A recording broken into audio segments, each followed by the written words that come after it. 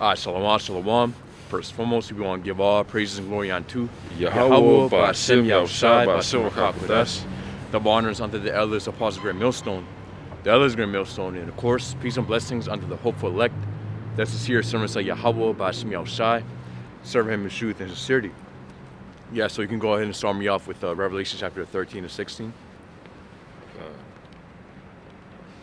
Or 15, actually. Hey, because we already know, we're in the revival of the Roman Empire, which is known as Babylon the Great, which is America ultimately.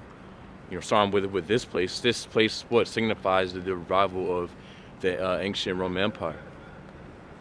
So the point is that we are here, especially with Nero in power, which of course Nero is, we believe 100% to be Trump in a reincarnation. God. This is the book of Revelation 13 and 15. And he had power to give life unto the image of the beast, that the image of the beast should both speak and cause that as many as would not worship the image of the beast should be killed. Yeah, of course, what the beast is the EU and the NATO. The EU and the NATO. Yep.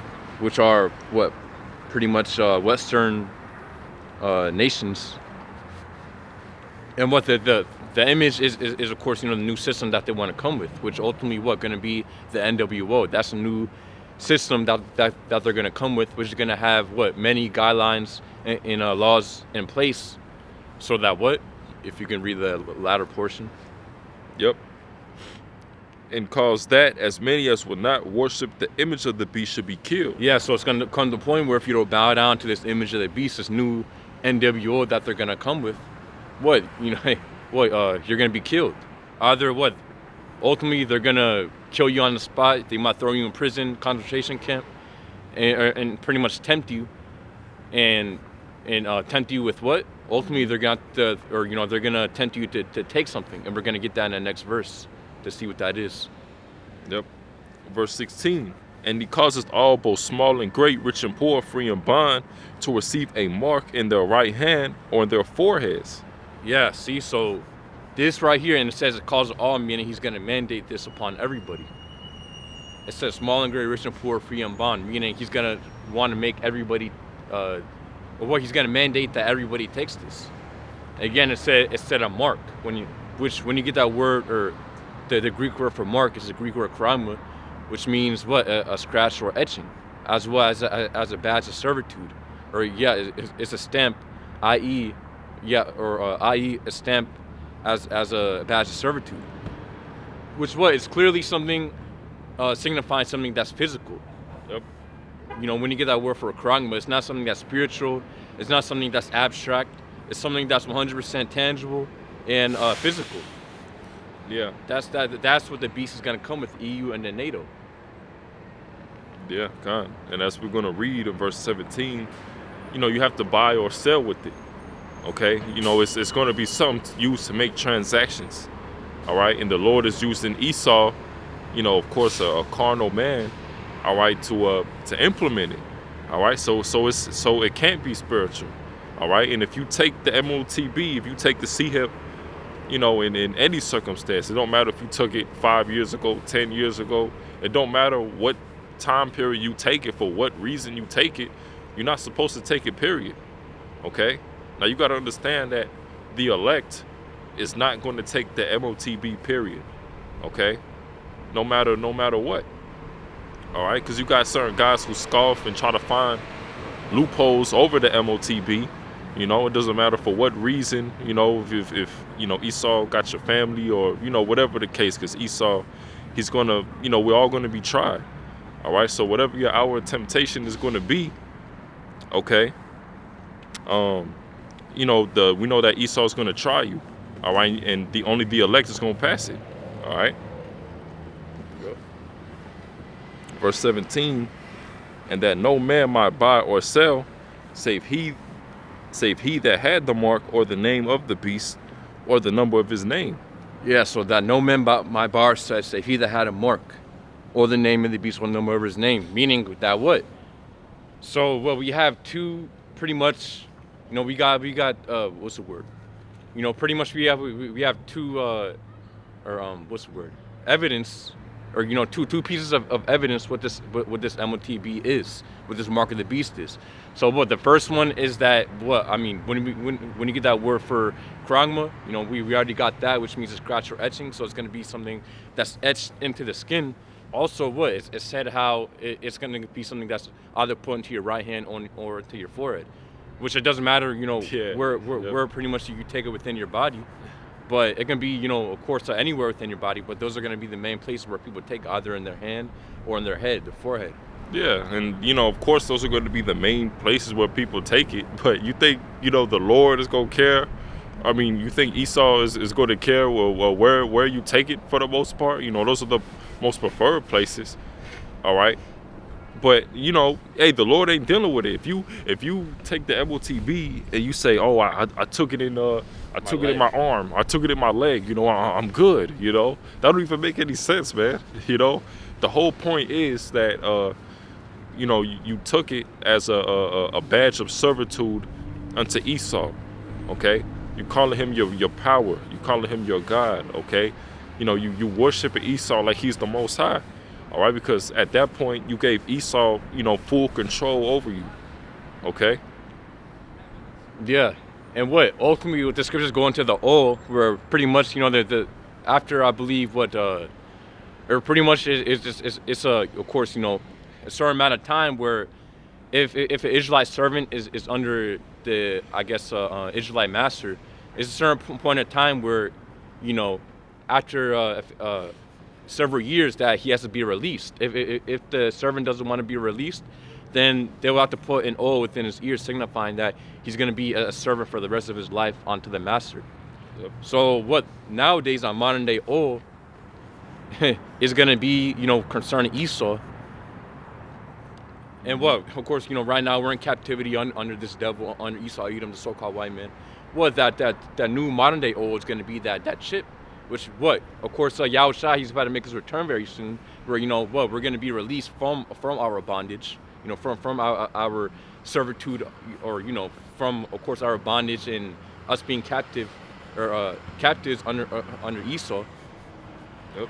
Well, of course, our time of release is very near, which is ultimately our salvation from Yahushua. So. Well, ultimately, you're going to have a lot of Israelites that they want to keep on serving Esau. They don't want to ultimately receive salvation from Yahushua, the world ignorantly called Jesus. Yeah, and our people are so far gone, man. Our people, they like to scoff and scorn. Okay, they like to include, all the other nations in something that's only for them. All right, the Jake got something that's called Stockholm syndrome. Okay. You notice that every time Jake come up and they got a problem with something, it's always about the Edomites, it's always about the so-called white man. Okay, well, what about the Hamites or the Ishmaelites or the Elamites? Okay, and that just go to show you that Jake only want Esau to be a part of this, and then they'll try to say, well, the so-called white man isn't Esau, or the so-called white man is Japhet, or something like that, Which that's you just trying to get around, the judgment, that has to happen to this man. All right, Esau, Job 9:24. All right, the power in the earth is given to the hand of the wicked. All right, which Esau is the wicked. All right. Yeah, which it has 100%. By the day, man. By the second, it's being known. Well, of course, by by the second is being revealed on who the wicked is, as it says in 2 Thessalonians chapter 2 and 8, how pretty much what the wicked is going to be revealed, which again, it's 100% being revealed. And at this point, a lot of people know that who the wicked truly is. Starting with Amalek. Yep. Of course, Amalek being the chief tribe of the nation Edom, of Esau, so-called white man. They of course own all the corporations, all all these banks. They own, of course, the industry and all of that. Of course, it all starts with the chief tribe of the nation Edom, which is Amalek, the small hats. Right. Do you want me to keep reading, or you have something else? Yeah, you can read verse 17. Verse 17, and that no man might buy or sell, save he that had the mark or the name of the beast or the number of his name. Yeah, so you won't be able to buy or sell unless you have it. So again, we just have. So we have what the definition of pragma. We have where it's gonna be placed with, of course, into the flesh, signifying unless something physical, and you won't be able to buy or sell without it. So this means that this will have buying and selling capabilities within it. You know, this mark. So what? When you link all that up together, all those three things, the definition, you know, and again, it's more they can go into. But what? Just these three things alone, we know that this is the RFID implant. We know that there's that chip, that RFID chip. Yep. What? Because of course, you know, the chip is inserted by the way of incision into the flesh, and what, you know, you have a lot of people get it taking it in whether it's, you know, in their hand, their right hand, left hand, whatever. You know, people are taking it. Also, what, this thing has buying and selling capabilities. You can make transactions with this. You know, you can go to the kiosk or whatever, and then you can put your hand right there, and then of course, you know, you can scan it, and then what, that shows that you can buy or sell with it. But it's gonna come to a point where Esau's gonna make that the only payment method. You won't be able to use credit card or cash, debit card, Apple Pay, you know, Cash App, you know. It's going to be straight C-hip, you know. Yeah. That's it. No cash, okay, no coins, all right. All that's going to be done away with. See? So we know exactly what it is. It's not no damn Christianity. You know, it's not no damn sleeping with the white women or whatever these guys say. Didn't even make, that doesn't even make sense, man. You know, and you know, that's why we believe a lot of these guys got to be paid off, you know, to say something like that. You know, because you know, if it was like something else, you know, that might make sense. You might be able to give the benefit of the doubt, but you saying certain things that have nothing to do with Revelation 13:16 on down, man. Yeah, hey. You know? Hey, that shows you, you know, once it comes to Revelation chapter 13, you know, they just completely start winging it. You know, they don't go into, they 100% abstain from going into any words, so showing you that, what, they don't, ultimately, again, it shows you that there's something fishy going on. Yeah, you know, we don't got the Hebrew, and, you know, we only know English, or, you know, they try to say anything. We don't have the name, you know. It's plenty of things, man, you know. But the Lord, you know, when you come into this truth, the Lord has set up those stumbling blocks, man, you know. So the elect can only receive this truth, okay? And it's a million stumbling blocks, man. You know, it be, you know, because you'll read like certain things in the comments, you know, like I remember even like I was looking at the Elder Yashawamba's one of his videos, and you have some scoffer, like, you know, it's just some weirdo, man, like, cause, you know, most of the videos you'll see him, you know, he'll you know, pretty much agree with the message, and, you know, pretty much, you know, things like that. But then one day he just turned into a scoffer because, you know, he was like, you know, stop doing that fake laugh, or stop doing that little giggle in your videos. Like, he was, you know, Jake just find any reason to be a damn bug out, man. You know, and you just can't even believe it when you reading it, you know. But hey, that's the Lord, man. You know, you see the power of the Lord, how, you know, we break it down, man, to the T. You know, going to the you know, the precepts. You know, going precept upon precept, line upon line, going into the etymology of words, going into the Hebrew, going into the Greek. Yeah. Okay. And you know, and these people still don't want to believe it, man. And that's just the power of the Lord, man. Because what did it say? Yeah, actually, yeah, you can go ahead and get that if you can. All right, I'm gonna get it. You might have something different. Romans 11:7. What then? Israel hath not obtained that which he seeketh for, but the election hath obtained it, and the rest were blinded. That's why we tell, you know, those who first come into the truth, you know, don't worry if you know, a Jake don't get it. It just wasn't meant for him to get. You know, when we read this is plain upon tables to us. This is simple. This is easy to understand, you know. But these people don't want to get it, you know. Whether it's the Lord, blocking them, which that's what it is first and foremost. All right, but a lot of these people are stuck in the Western mindset. All right, ain't completely transformed, completely renewed, still hold on to certain, philosophies of this world, and they're not being completely transformed to the scriptures. Okay, you have certain scriptures that actually offend people, which is like, who are you to be offended? This is righteousness. This is how the Lord wanted it. All right, the Lord don't give a damn about what you want, man. Okay, this is the Lord's show. All right, this is the Lord's script. All right. Yeah, yeah. To read this real quick, it says, so, yeah, to back you up, the precept that you quoted, it says, Isaiah chapter 28:10, it says, for precept must be upon precept. Mm-hmm. Yeah, so it says, for precept must be upon precept, precept upon precept, line upon line, line upon line. It says, here a little and there a little.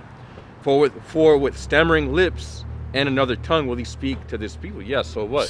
The point is that the way you're supposed to break down the scriptures, and you're supposed to go into of course, into this book, there's supposed to be precept upon precept. It's not like we're coming how you're, of course, on the highways and byways. You're just reading Genesis all the way down to Revelation. No, we go upon precept, lining things up with one another. That's how you break down the scriptures, man. You might have to go to the, of course, right here in the Old Testament, and then, for the next precept, you might have to go somewhere in the New Testament, Revelation. Then you might have to go back, I don't know, somewhere in Genesis or somewhere Isaiah. Then you go back to somewhere in Romans, and that's how you break down. Or of course, including the Apocrypha as well. And that's how you're supposed to break down the scriptures, precept upon precept. And someone like vocab alone, he'll call that Hebrew hopscotch. Yeah, because why? Because he's getting cut, and ultimately he doesn't have the Holy Spirit. So what? When you're just going throughout the scriptures and you're going here from there, he's getting just a barrage with the scriptures, man. And of course, he doesn't like that. Yeah, because it's not most of the time, it's not just one scripture that'll cut somebody, which a lot of times that's really all you need. But most of the time, you could set like 3, 4, 5 scriptures at once, to cut somebody. It'll be like, whoa, like, Yeah, and that's all you need, really. That's really all you need, So, guys like that, they'll make up terms, random terms in order to discredit the Israelites, the Hebrew Israelites, which it's very easy nowadays to just cut a Christian, but that's not what we out here to do. We out here to gather the elect, first and foremost, all right, and go out and teach, Or of course, really we're out here to preach the word, and of course, the elect, right, or the word is going to reach the elect's ears, because right, of course, Yahweh he's the one who's raising up the elect so that they can hear. But hey, all we're doing is just preaching the word. Whether they hear or they forbear, that's on them. But hey, we're of course we're serving God's prophets, prophesying His word, and whoever listens, they listen. Whoever who doesn't, they don't. But ultimately, we're directing this message onto the elect, because we understand that only the elect are going to be saved, and that only the elect, of course, only the elect are going to take heed and listen. And that's how we know that we're doing something right, okay? Because these people always want to come against us. It's never anybody else. It's never some other religion, so to speak. They only focus on us. They don't focus on the little hats or the small hats. All right, but when we come out, man, and we talk about our heritage, who we truly are, all right, and we go back to the Bible and claim who we are, all right, these people have a big problem with it, But that just goes to show you that this is the truth, and this truth is gonna come out, man, and there's nothing that these people can do, to stop it, Yeah. It says, Isaiah chapter 28:10 or 11, it says, for with stammering lips and another tongue will he speak to this people. Mm-hmm. And when you get that word for stammering within the Hebrew, getting there right now, it says, Yeah, loading. It's the Hebrew word la'aig, which means mocking, a buffoon. So well, pretty much. Well, of course, when brothers teach, of course we might make like a few jokes here and there, or what so some brothers. Again, I mean that's how we preach, and ultimately what the scriptures say, how even Peter and John, they were looked at as unlearned men by the way they spoke, meaning Right. that they weren't elegant of speech. And what ultimately the Lord didn't send out prophets with what the best, Morgan Freeman or Yeah. Alexander Scorby voices, or the voice are perfect, and we sound like these great, learned, just educated individuals. No, the Lord didn't send out prophets like that. He sent out prophets, just was some wait, or of course, some brothers are just from of course the hood. Yeah. Or, brothers grew up from here, from there. But we don't have the elegant type of speech Exactly. that what these mega church pastors have. And yeah, and it's crazy too, because actually the other day, I was pretty much looking into an article. It's like about, because you might look it up sometimes, or you might come across like people online or on Reddit or something like that. They'll look up what's the gist of the Hebrew Israelites, or who are the Hebrew Israelites. And I literally seen, they put like an article. This one guy, this one dude, he had like all these degrees and stuff, from the university of this and that and all this. And this guy was like the source, like, yeah, I studied them immensely, or I did this. And they give, they'll say a lot of stuff that go off, and then they'll say a lot of stuff that's just like, oh, they're just this, or this is this, when all you have to do is go on YouTube and look it up, or come up to a camp and ask questions. Oh, you mean you mean somebody who's studying like yeah, Hebrew like Israelites? just like yeah, it'll be like somebody, they'll listen to him because he got all these different degrees, and he'll put all the degrees that he have, to like he's qualified to even say anything. Which just ask the people themselves. You could come up and ask questions, or go online and look up videos. Yeah, ultimately, you don't even have to ask questions, because everything's already laid out. All you have to do is just go on GMS, Exactly. or go on the search engine on YouTube, type in GMS, and then type in the topic that you want to know about. Because we already go into everything. So if these people are asking questions, then again, because 99% of people who ask questions, or 90% of people, maybe 90% of people who ask questions, is not really even sincere.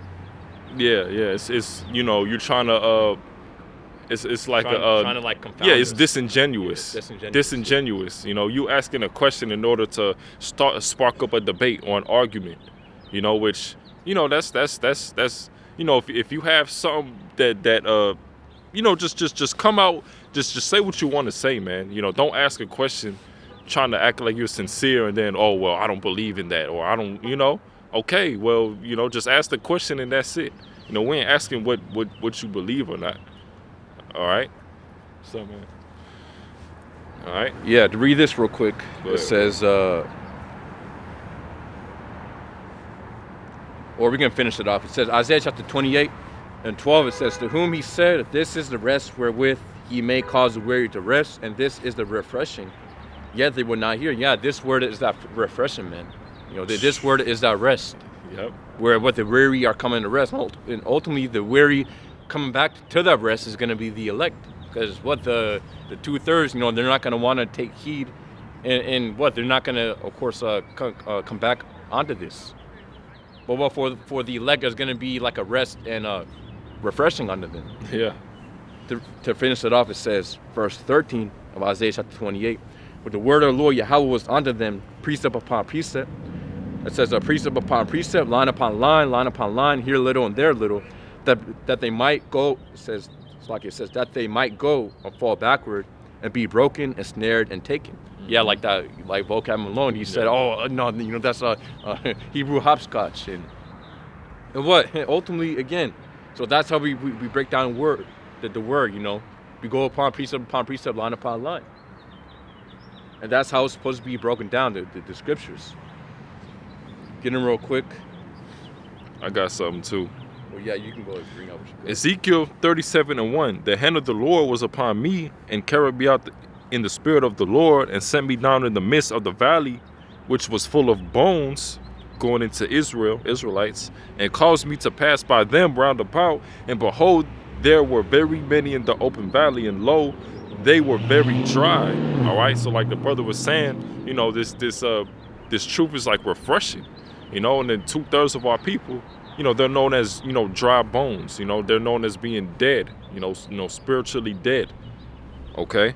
So, you know, this truth is likened unto, you know, like water, like a breath of life, something that brings you back to life. All right. The scriptures go into how the, you know, the spirit quickeneth, right? Verse 3, and he said unto me, Son of man, can these bones live? And I answered, O Lord, Yahweh, thou knowest.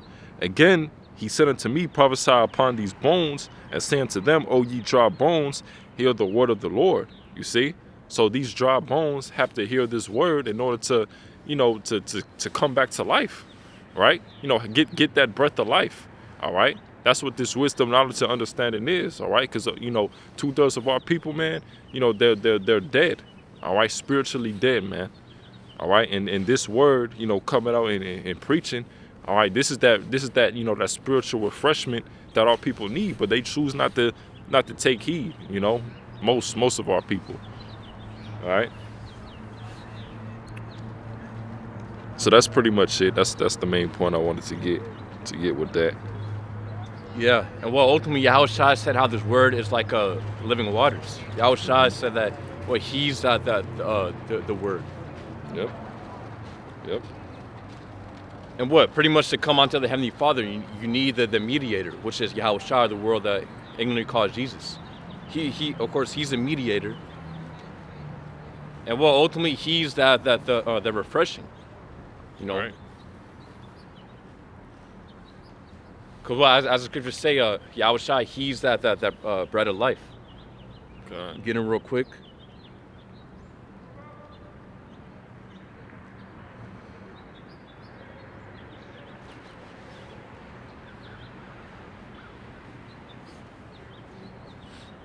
It's lucky.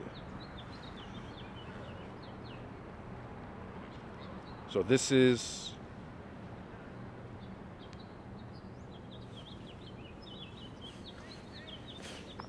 John chapter 7 and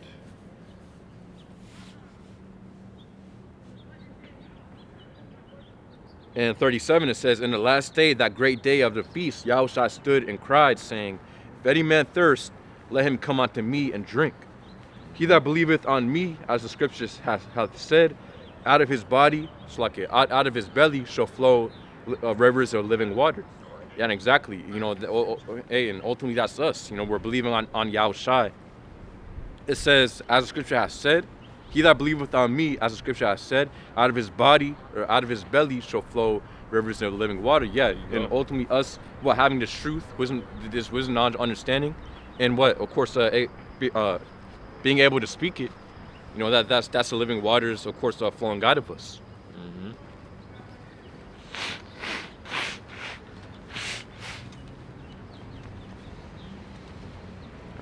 Gone. So we can Yeah. You can go ahead and get Isaiah chapter 13. Isaiah chapter 13. Yeah. All right. Isaiah 13 and 1. The burden of Babylon, which Isaiah the son of Amos did see. Lift ye up a banner upon the high mountain, exalt the voice unto them, shake the hand, that they may go into the gates of the nobles. Yeah, and there you have it. That banner is of course, the scriptures, the Bible.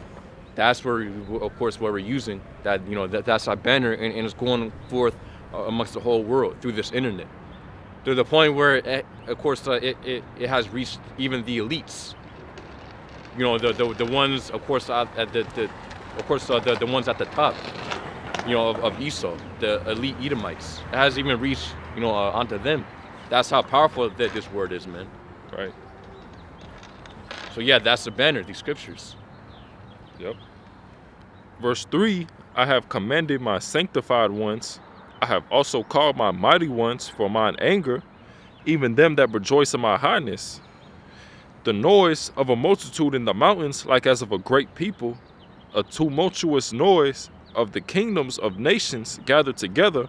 The Lord of hosts mustereth the host of the battle. Yeah, there you have it. Why? Because very, very soon there's going to be a nuclear war that's going to happen upon the planet Earth. Yeah. And what Yahushai or Yahweh Bashim Yashai is going to stir up that war, where the nuclear war pops off. And of course, the main place, or the main country, or really the only country that's prophesied to be 100% demolished and destroyed is going to be Babylon, the Great. Yep. Which Babylon Great today matches up to be this place that we're standing in right now, America. Right.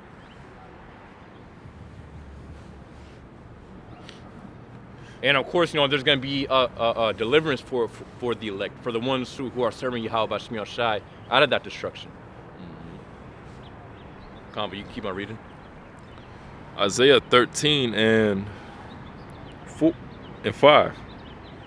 They come from a far country, from the end of heaven, even the Lord, and the weapons of his indignation to destroy the whole land. Well, see, there you have it. See, so what are those? Those are the missiles, man. And ultimately, those are Yahweh Bashim Yashai's missiles. Even though these other nations are preparing it, the Lord's the one who's putting the Spirit upon these other nations to make it.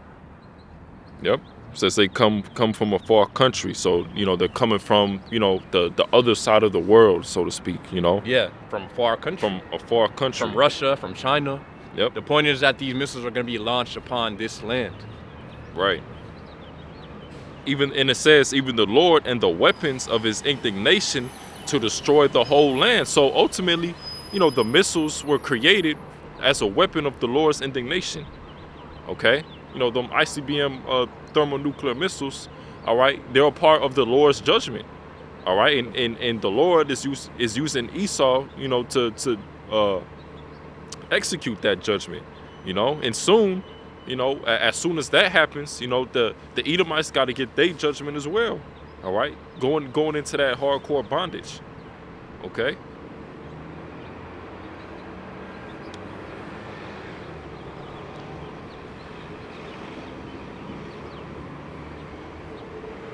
Yep. So verse 6.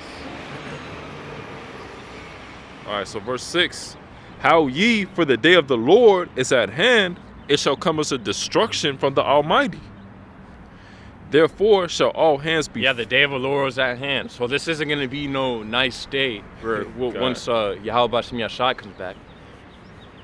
No, this is going to be a day of darkness, as the scriptures say. This is going to be a terrible day. Again, when people think about the day of the Lord, they think about, okay, it's going to be a nice day. Everybody's going to be happy and rejoicing. Yeah. And Yahushua's going to come back with a big hug for everybody. No, that's not how it's going to be. Yeah, and they, these people believe in the rapture. Like as soon as all hell breaks loose, the Lord's elect will just be will be good, and they'll just be watching while the whole 7-year, I think that's what it is, yeah, a 7-year tribulation. No, all right, well, which there will be a tribulation, all right, but the salvation won't come yet, all right. We all got to be tried. We all going to be in that tribulation. It's ultimately also going to be a test of your faith as well. Yeah. Okay. Of course, the scriptures even going to the elect within Zechariah chapter 13 and 8, how even the 1/3, they're going to have to pass through the fire. Exactly. Meaning that they're going to have to go through the trials and tribulations. So, of course, adding on to the brother's point, there's not going to be no damn rapture where our clothes disappear. And then, we're, of course, with the Lord for 7 years until everything. Nah, man, that's not, again, we're going to have to go through it. The only difference is that Yahweh Bashim Yashai, Lord's will have a protection around us. Exactly. I'm saying Lord's will because we're part of the hopeful elect. But the point is that Yahweh Bashim Yashai will have a protection around his elect. Yeah, man. And and that's the thing, you got to prove, your faith, the faith that you have, because you'll have people that say, what if I'm forced to take the C hip or something, or what if this happens, or what if that happens? All right, well, you got to have faith. If you have faith in the Lord, then you don't believe that's going to happen. All right, because that's what it comes with, man. You know, and in the you know, the main thing you have to have in this truth is, of course, your faith. All right, because in that day, all right, you know, that's what's going to keep us, you know, stable during that time. You know, our wisdom and knowledge. All right, going to Isaiah 33:6. Yep. All right. So I'm gonna keep reading. Verse 7. Therefore shall all hands be faint, every man's heart shall melt, and they shall be afraid. Pains and sorrows shall take hold of them. It says all hands shall be faint, every man's heart shall melt. All right. So everyone, it's going to be a time of fear, you know, and we're going to have fear as well, but we're going to have a different type of fear. All right, because you know we know that you know that the Lord got us. All right, but you know the people that the Lord is not dealing with, you know, they're gonna have a fear of what? A helplessness type of fear, man. You know, like you know they scared, and they know that, you know, they're completely just out here open. You know, it's nothing they can do to protect themselves. All right, it's nothing that they can do.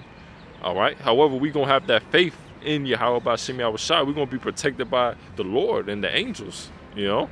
Yeah. Hey, yeah, that's right. You know, we're gonna have a fear of joy. You know, we're gonna have a joyful, confident type of fear. Yep. So yeah, of course, you know, we're still gonna be afraid because we're gonna be seeing things that we have never seen before. You know, it's gonna be, again, things that are completely just of course, you know, obviously the things that we have never seen before. As it says in Daniel chapter 12:1, it's gonna be like a time never witnessed before, or pretty much a time never before, basically paraphrasing. Exactly. So if the elect are gonna have some type of fear, then how much more for the ungodly? Mm-hmm.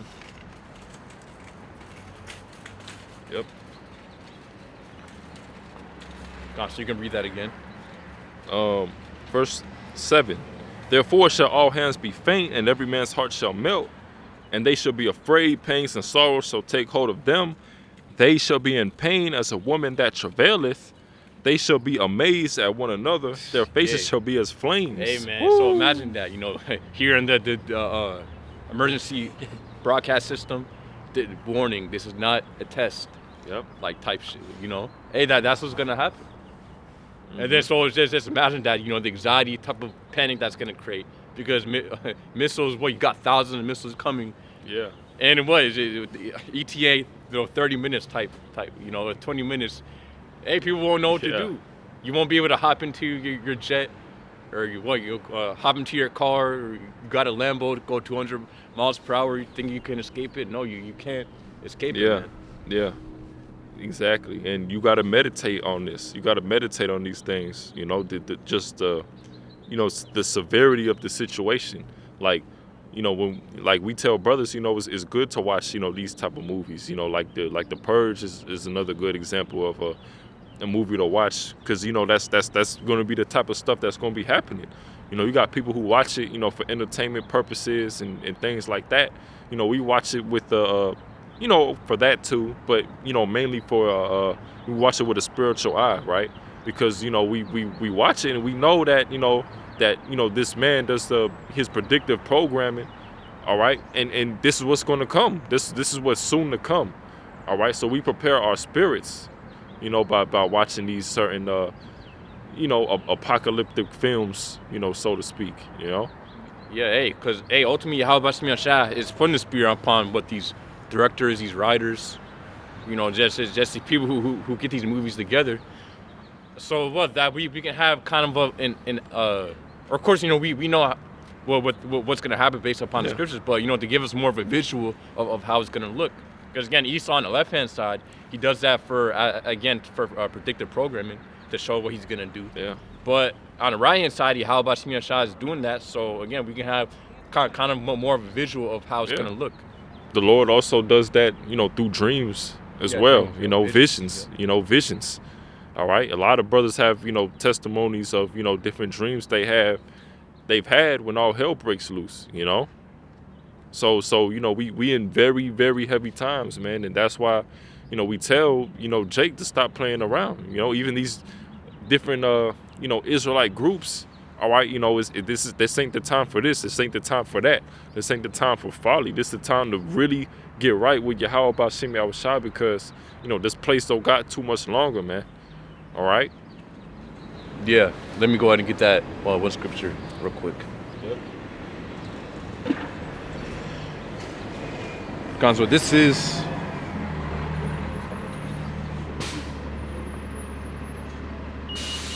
Luke chapter 21 and 34. It says, "And take heed to yourselves, lest at any time your hearts be overcharged with surfeiting and drunkenness and cares of this life, and so that day," it says, like I said, "and so that day come upon you unawares." See? So it's important that we be in the right spirit, so that these things don't take us unawares. It says, yeah, "Lest at any time your hearts be overcharged with surfeiting and drunkenness and cares of this life, and so that day come upon you unawares." Hey, when you look at these other camps such as IUIC, and these, again, they're focused on the wrong things, man. They're focused on really the prospering of this kingdom, with of course, Israelite spin on it. Yep. Again, so we're not supposed to be in that spirit, as if this place is gonna keep on going. Oh yeah, let me focus on my career. Let me focus on of course, what I got going on. Oh, let me give more energy to my family, and this and that. No, that's not what it's about. Again, why? Because then you're gonna be distracted and overcharged with the drunkenness of this world, so that once these things pop up, which is gonna happen very soon. Again, we're already in that time where Trump narrows in office, Elon Musk, and a lot of things are happening, man. Right. AI. This new Doge coin? Yep. I believe that's how you pronounce it. Doge. Yep. Yeah, Doge. That's the point. Why? Again, so this shows you that all these different things are happening. Wars around the world, famines, pestilences, earthquakes. Again, we are very at those times. We at the time that the Lord is about to make His return. All right, and you don't want to have it to where the Lord comes back and you pretty much he says I have not known you, or you don't want to be in that spirit. All right, like when the brother had the dream that brothers was coming up and some brothers was making it, and some brothers didn't make it. Certain brothers that you'd be like, oh wow, like dang, like and that's because them brothers may not have been on fire like you may have thought they were. All right, so the Lord is coming into that sifting period too. We also we coming into the Passover, which is very, very heavy times, man.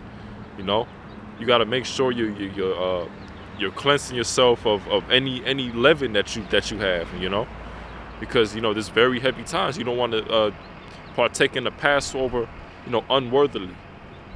Okay. And then the Passover is a very heavy time with judgment. Very heavy with sifting.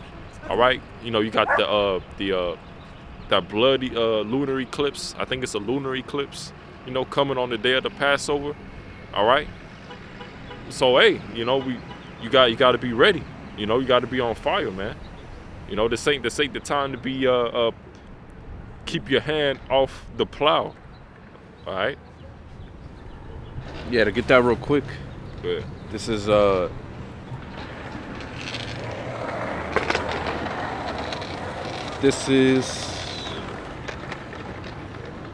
Mark.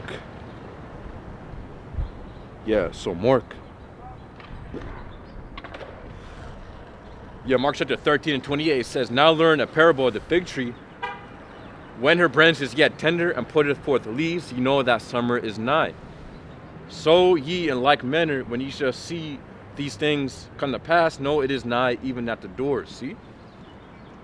And ultimately, what? That's going to be the coming of Yahushua. Once Yahushua makes his return. But what we understand about how again we are in those times where we understand that all hell is about to break loose very soon, with all these different signs happening, And again, we have a full account, or what we about what or of course within Matthew chapter 24, the disciples ask Yahushua what the end times would look like, and Yahushua gives them many prophecies that will be happening to show that they are at the end times. Which, when we go into that right now, literally all those things are happening as we speak, man. Right. So again, that goes to show you that what we are in those times, and of course we can tell. Lord's putting the different signs in the heavens. Yep. Just what people being elected, which is obviously Trump. Again, which is not again, he's that cruel Lord and fierce king that the scriptures speak about in Isaiah chapter 19. Yep. And just what all these current events that are happening in the world, it shows you that we are at those times.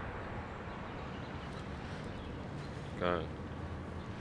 To read this, I want also you quoted Matthew chapter 7. Get that real quick.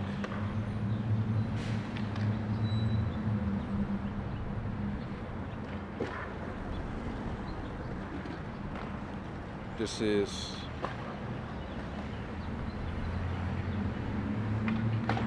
Matthew chapter 7 and 21. It says, "Not everyone that saith unto me, Lord, Lord, shall enter into the kingdom of heaven, but he that doeth the will of my Father which is in heaven." No, and doing the will of the Lord is not just doing 90-80% of it, and then you do whatever you want to do. Yep. You're, of course, of course, you got that one scripture that goes into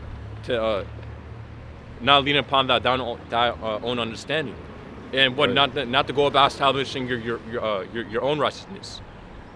Pretty much doing, of course, what you want to do, instead of doing what Yahweh Shem Yahshai has commanded us to do, man. Yeah. Like, just because you got certain people that, oh, the Lord knows my heart, or they think because they do a good worldly deed, maybe they giving away to charity, or something like that, which is not necessarily a bad thing, but that's not what's going to get you delivered by Yahweh Shem Yahshai, man. All right, you gotta because if you do that, but then you doing all manners of wickedness, you are worshiping false idols, committing adultery, you eating, unclean beasts. All right, the Lord ain't dealing with that. All right, you gotta be you gotta be out here, seeking the Lord, Yeah. seeking the Lord, to be good with the Lord. All right, we don't care to be good in this world, man. All right, we want to be good to Yahweh Shem Yahshai. All right, because we understand that he's the one that brings the the judgment. He's the one that's going to come in and bring the salvation. He's the the most powerful. Okay, so we have fear of Yahweh Shem Yahshai. Yeah, and of course, us being good with Yahweh Shem Yahshai, that's also us being what, as the scriptures say, being wise as serpents and harmless as doves. Mm-hmm. So not going out doing what just burn up flags on the streets, and just doing all this manner of just weird just weird activity, man. Just weird Asian activity. Yeah, and that's it. You can't just be out here having a overzealous spirit. All right, because then it'll cause you to just move unwise, man. All right, you gotta use wisdom. When you go into the scriptures, you gotta use wisdom. Apply that wisdom. These overzealous jakes out here doing what they doing, man. Yahushua wasn't doing that. Okay, and we got and us being followers of Yahushua, we gotta do what Yahushua would do, what we believe Yahushua would do, and Yahushua wasn't out here, burning flags and doing, marches and, that type of stuff. That's the type of stuff that, the Lord was getting on the wicked scribes and Pharisees about, man. Oh, we keep the law of the 100%, it's all the laws what's going to save you and this and that. You got Israelites who teach that. Well, what? The scriptures say to burn idols. The scriptures say to burn idols. So we're burn idols. All right. Well. Of course. Also, the scriptures say that to kill sodomites. To kill homos, man. Yeah, The scriptures say to do that. So how come you're not doing that? Yeah, to burn idols. Okay, why don't you go burn the Vatican? Why don't you go burn your local church? Why don't you go burn? You see, but you know they're not going to do that. You know they're going to do burn a flag to look as they're doing something righteous, but it's really stupid. All right. Yeah. Again, that's why the scriptures say all things are lawful unto me, but not all things are expedient. And simply you just, again, doing things that are just out of course and doing things that don't make sense. What ultimately that's not right with Yahweh Bashim Yahushua. And just for doing that, the Lord can punish you. That's right. Again, so for example, we're of course in this land, Babylon the Great, which is full of a whole bunch of witches and warlocks and witchcraft going on. The scriptures say that you shall burn a witch with fire. Right. So how come these jakes aren't doing that? Again, it's because we're not in those times, man. We can't do that. We're in the land of our captivity. So some things that without a doubt we can definitely keep. Such as going out there in the hobbies and bobbies, doing this work, keeping a dietary law, of course, and of course serving Yahweh Bashim Yahushua with as best as we can. There's things that we can do 100%. Not of course not get lineups, not get tatted up. Yep. And go on and not shaving off your beard. Yeah. Yep. Again, it's things that we can 100% do, but it's some things that we simply just can't do, and that's where of course that's where the blood of Yahushua comes in. Exactly. That's where Yahushua's sacrifice comes in, because you saying that you can keep the law 100%. You're pretty much saying that you don't need Yahushua, because that's why we needed him, because we always went off on the law. We always went off. We could never keep the law 100%. We always went off. All right, so Yahushua came, as that sacrifice, in order for the nation of Israel, to come back to the Lord. He, like the brother said, he's that mediator. Okay. So you have to believe in Yahushua and his sacrifice and the reason, why he made the sacrifice. Now we're not telling you to go and just be wicked. We're not just telling you to go and sin willfully. Okay. But being saying you can keep the law 100% and trying to, keep it 100%. You in that overzealous, over righteous spirit. All right, and ultimately you're lying. Because anybody who say they keep the law 100% is completely lying, man. Like you never messed up. You never just certain things. When you go into the technicalities, these Israelites are not keeping the law 100%. Which at this point that's like that's just like some type of gimmick or like an advertisement. Yeah. Like how like Esau's advantagement, like it would be like you kill it guaranteed, or 100%, 100% guaranteed, or this hand sanitizer will kill 100% of germs, or just something like that. It just seemed like one of them type of gimmicks, man. All right. Yeah, to attract more followers onto the congregation. It says, Matthew chapter 7:21, not everyone that saith unto me, Lord, Lord, shall enter into the kingdom of heaven, but he that doeth the will of my Father which is in heaven. So, of course, there's two requirements. To be, of course, to receive salvation. Ultimately, it's to have the name of the Lord, which is according to ancient Paleo Hebrew, it's Yahweh, and the Son's name is Yahushua. Of course, that's one step, but it also says, but he that doeth the will of my Father which is in heaven. Which ultimately, only the elect are going to do the will of Yahweh Bashim Yahushua. Yep. Because why? Because the elect, they're going to have the ears to hear, and they're going to have the minds to understand.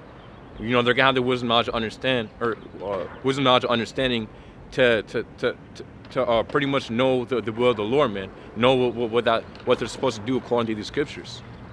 Yep. Only the elect will be able to do that. that's unto the point where it's pleasing unto Yahweh Bashim Yahushua. Yep. Have the 100% truth. Yeah. All right. You got some people who say nobody got the 100% truth, or nobody. Okay, so the elect don't have the 100% truth. Those whoever the Lord is dealing with, whoever the Lord chooses to have that salvation, how would they not have the 100% truth? All right.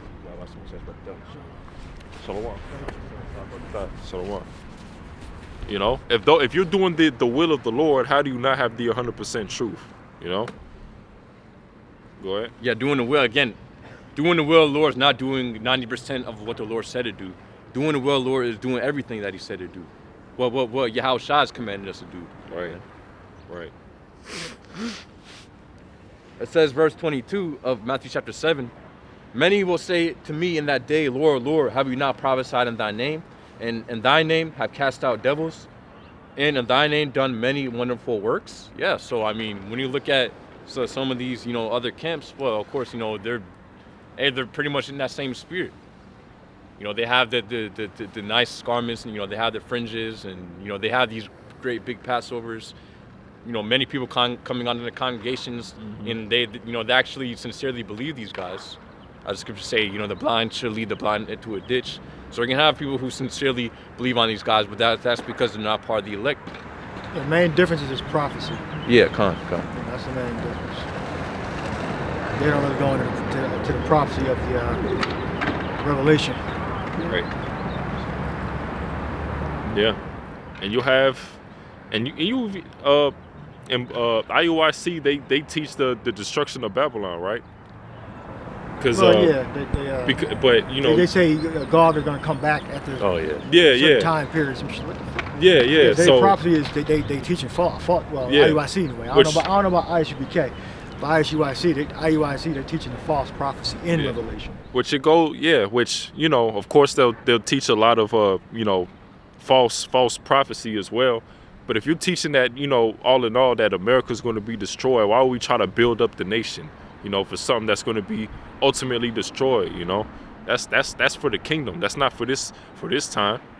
Okay, now's the time to get right with Yahweh Bashim Yahushua. Now it's the time to preach the truth.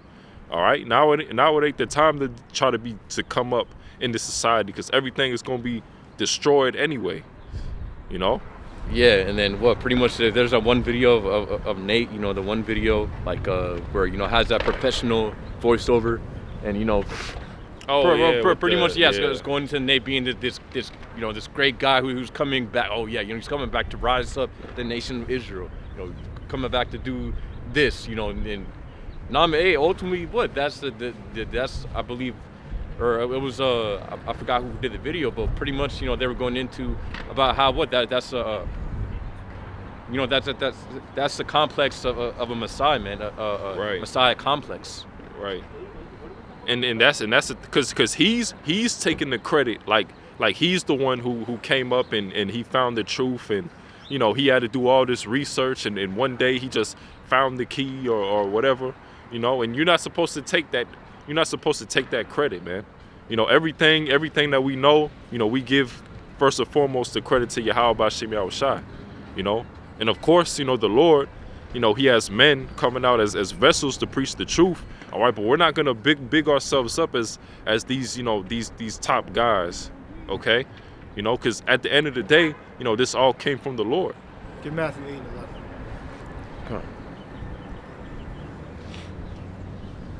11. So this Matthew chapter 8 and 11, it says, "And I say unto you that many shall come from the east and west, and shall sit down with Abraham and Isaac and Jacob in the kingdom of heaven." Those are Israelites, all right?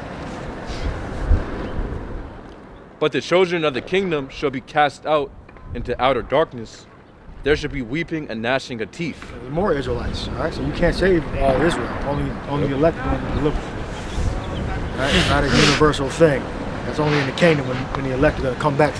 The Israelites, who are the elect, which are the elect nation of the Most High, are going to come back through the elect Israelites that survived the destruction of Babylon, America. It's not going to be every Israelite saved during the Lord's second coming. All right? Yep. So we'll have Israelites coming from all over the earth. That's going to be delivered. Right? But you have a certain 2/3 that's going to be cut off and die. It says Zechariah, 2 parts should be cut off and die. The third part going to bring to the fire. As simple as that. So you can't. The nation's not going to be built. Only the elect, like the Israel of Yahweh Bashim Yahushua.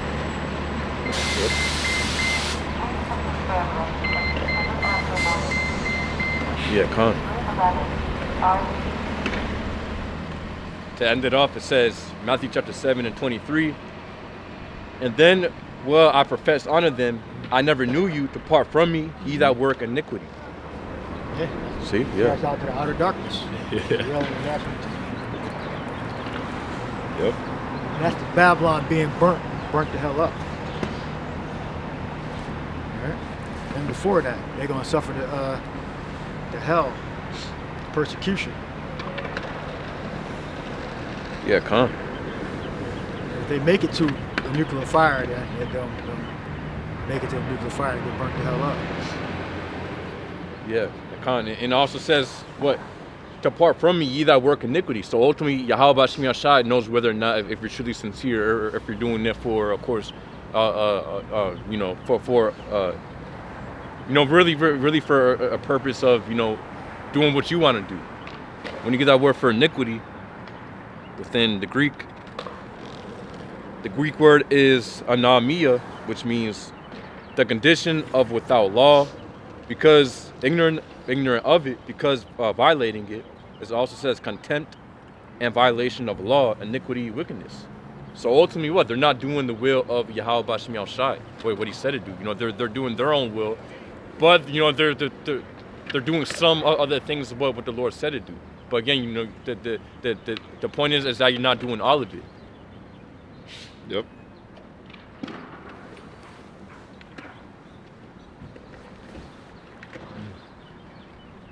Godless, they probably show the godless too. Yeah. Without law.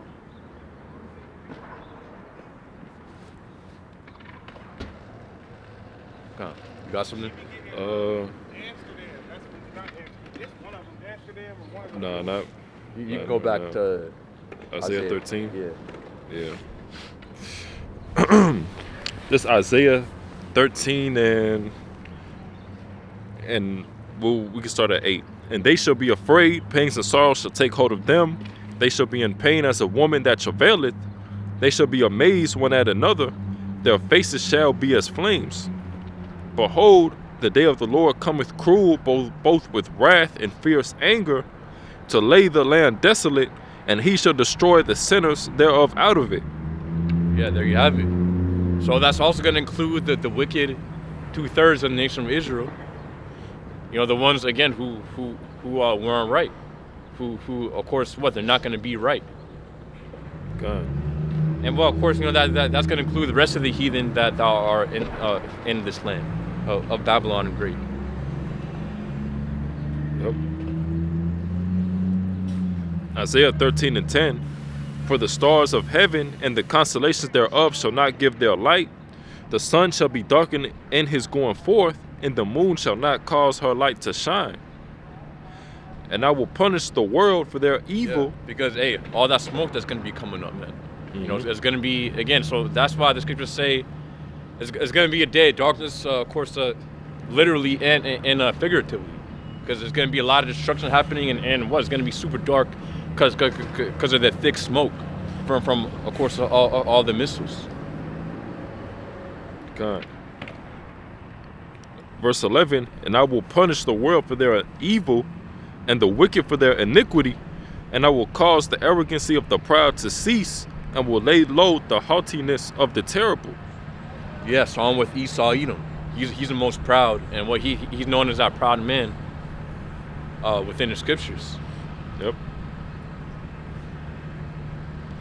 Verse 12. And of course, it goes on to anybody, man. Anybody who's against Yahweh Bashim Yahushai, you're going to be, and of course you're within Babylon Great, you're going to be destroyed by that nuclear fire. Yep. Which Babylon Great is America.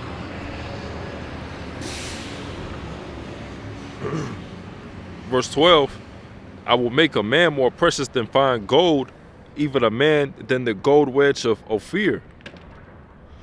Therefore, I will shake the heavens, and the earth shall remove out of her place, and the wrath of the Lord of hosts. Yeah, of course, that man that's speaking about the wedge, or finer than the golden wedge of Ophir. That's speaking about the elect Israelite, or of course, the elect man of the nation of Israel.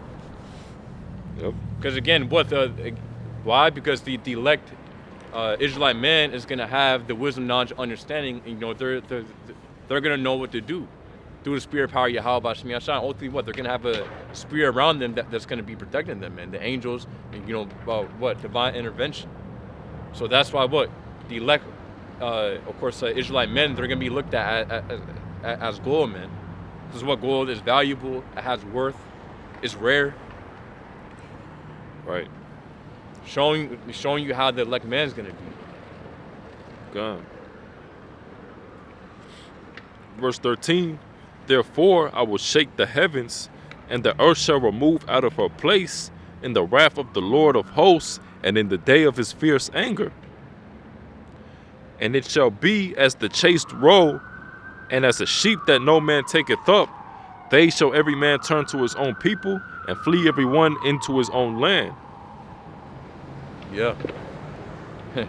That's why, you have many people going back now as we speak onto their home country. I remember I did a video, a few years back, about how, pretty much you're having millions of people, when they did the research, there was millions of people going back onto their home country, man, because they understand what's happening. Especially now with Trump, with Nero in office. Hey, yep. It's only going to get worse from here on out. Yep. And that's how Nero led Rome onto its demise. Trump is going to do the same thing. He's ultimately going to lead it onto his demise. Whether or not, again, we 100% can see that this kingdom can end in 4 years. But if it doesn't, with the currency, yeah, con. Hopefully, we added more inferior material to the denarius. I think it was more notable during his time. Oh, con.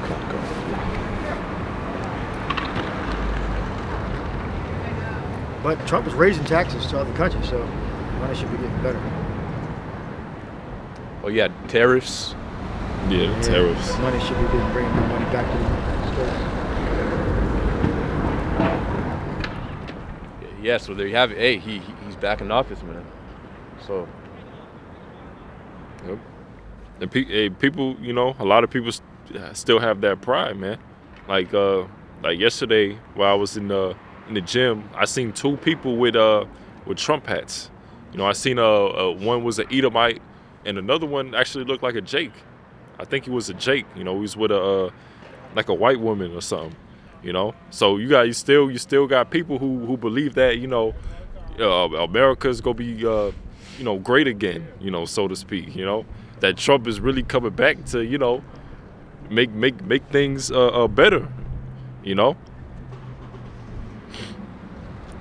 Yeah, which ultimately he's doing he's doing the bidding of the elites. God, yep. Trump isn't doing what he wants to do. He's doing what the elites tell him to do. Yeah, just a psychological game. Just put pressure on us, and then now Trump's here to relieve everything, make everything better, give them what they want, talk about DEI, and that's really white women, really, but they gonna lose their jobs. Yeah. And that's what that's what they do, and ultimately they control both sides. So what Biden, he was that guy who was meant to stir up chaos and pretty much just throw everything just out of order. And they used Trump as a guy to so-called restore order back. But again, that's how the elites work. They you have the one saying order out of chaos. Mm-hmm. Where pretty much they make order out of chaos. They make a reason. So pretty much they of course introduce the chaos, and then they bring the order, so that they have an excuse. Okay, so because this is happening, we have to bring in this now, which that was ultimately their goal from the beginning. Yeah, and hey, we know that Esau's ultimate goal, the main order Abkeo is going to be through the MOTB, right? Because the MOTB is going to be the answer of everything, right? How to you can buy or sell with it. You can be back into society. You won't be put to death if you don't take it. It's going to be convenient. And if Trump is still in office, while it's mandated, he's 100%. He's going to be with the MOTB. All right, because we know that Trump is nothing but a puppet. He's the front man, so to speak. He carries out what the orders he's told to carry out, man. Okay. Yeah, like you had that one movie, the Manchurian Candidate. Yeah. Where if they're pretty much going to how the president is set up, and what they bring in who they want to bring in, and this guy's being controlled by them. Yeah, he's being controlled. Whether it's true or not. They chip him or whatever. Either way. He's brought up as this guy that they're controlling. All right. He don't have a mind of his own. Okay. Yeah. Hey, he's just an actor. He might have like the certain personality traits they would like in order for him to to push their agenda. But that's about it.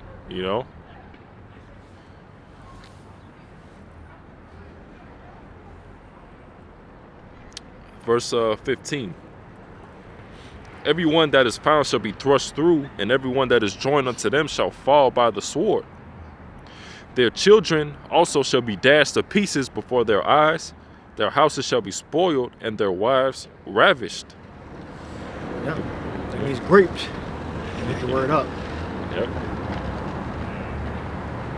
To be grapes, to be sexually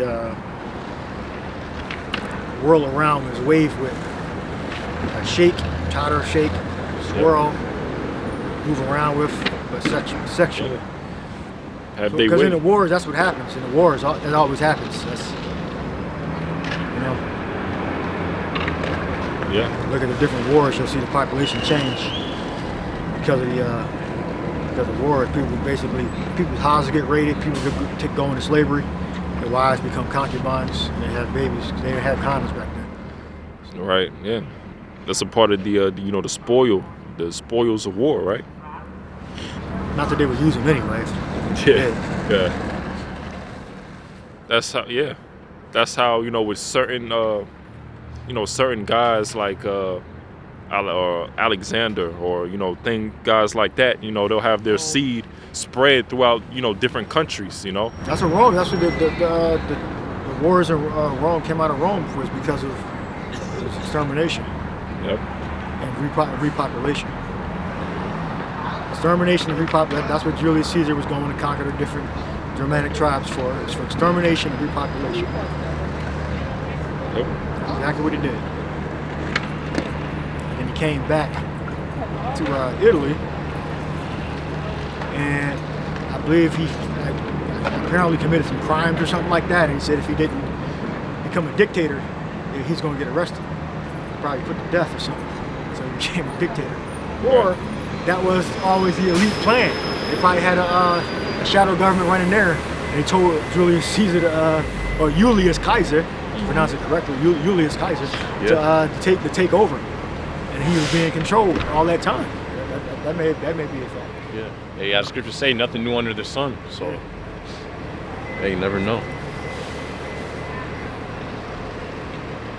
These all works in the dark. They have different theories. They have different video games that display video games, movies that display about a hand working behind empires. Yeah. Working behind certain world leaders, even in the ancient world. That's not that concept is not new. It comes from the ancient world. Yeah.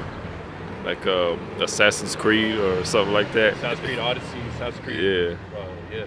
It'll go back into those historical accounts and stuff like that. And remember, the elite, they tell on themselves when they Yep. in their production, in movies and TV shows and games. The writers of those that cinema, those Got it. productions are insiders. Right. Even your famous books, whether it be from the 1800s or the 70s or 2000s, they're insiders. They write those scripts, and they know the history that's handed down, that they learn when they become a part of their group. You can Psalm 64. Read what your friend was reading. Right.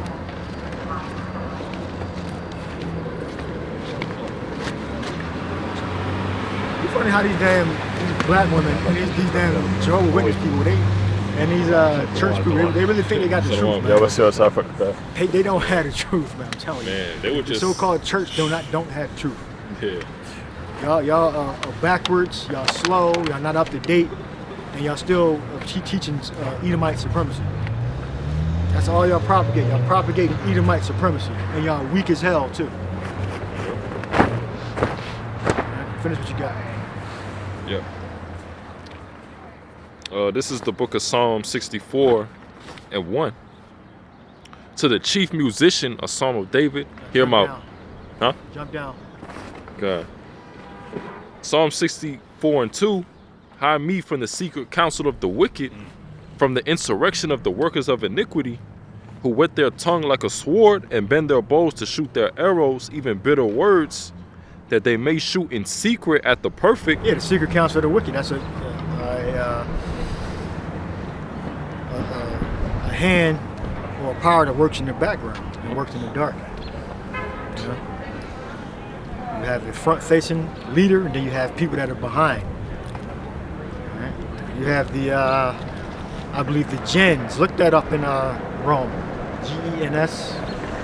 Rome. The gens. You always have a dark hand working, or a secret hand working behind the scenes of all these empires. It's not something they just started doing. Look at what the people, gens.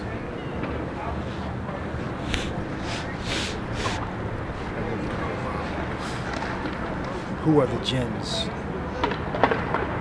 in Rome? I believe they were either hereditary succession or something like that. I haven't looked that up in a minute. It says that's probably your ancient Illuminati from the Edomites. Good. Yeah, it says a gens was a family in ancient Rome that shared a common ancestor name and social standing. It was a significant social and legal structure during the Roman Republic.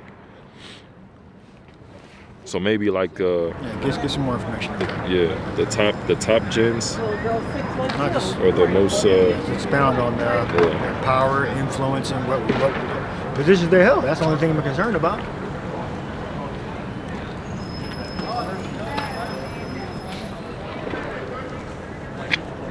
Ask AI is faster. Yeah, I'm reading some AI stuff here. Says this is the AI overview. It says in ancient Rome, a gens was a family that shared a common ancestry in Norman Genticilium. The gens was a significant social and legal institution in early Roman history. Then you go down to the impact. It says the concept of the gens has had a lasting impact on modern ideologies and is considered the basis for early Roman social and political institutions. The word gens is considered etymologically with genome. Ask them what positions they held. Ask them how much money they had. Ask them if any of them were Caesars. These are asking questions.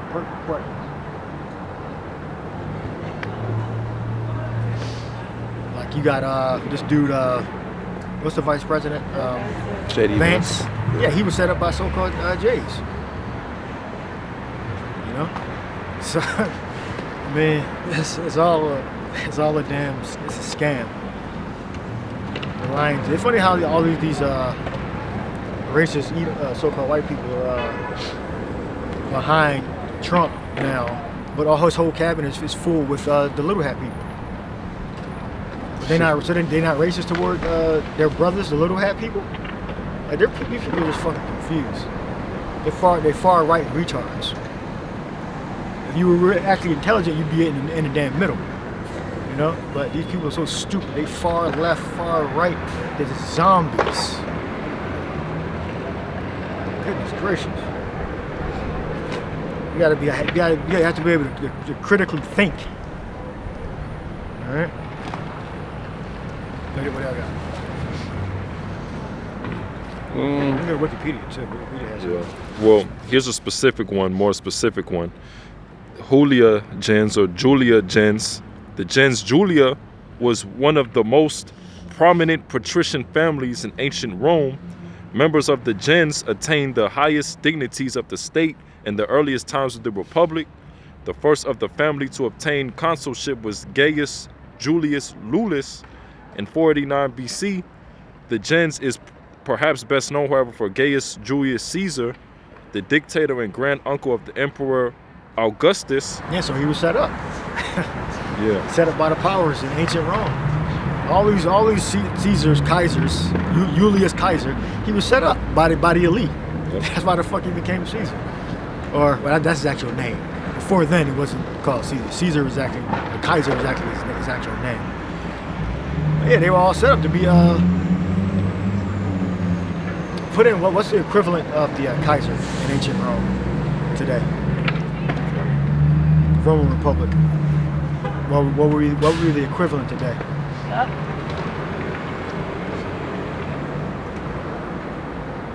Would it be president? Well, back then you could say they were more involved in the military. The Kaisers. Today they're not. Well, the president is the chief executive officer, right? In the United States. Yeah. So he is technically the head of the military. Yeah. So he's technically the head of the military. Yeah. Donald Trump is, and Biden, Obama, Bush, Clinton, other Bush. They're the head of the military. So just like in the ancient world, the Kaisers were the head of the military. Yeah. Here's what you got. And what were they called before they were called Kaiser?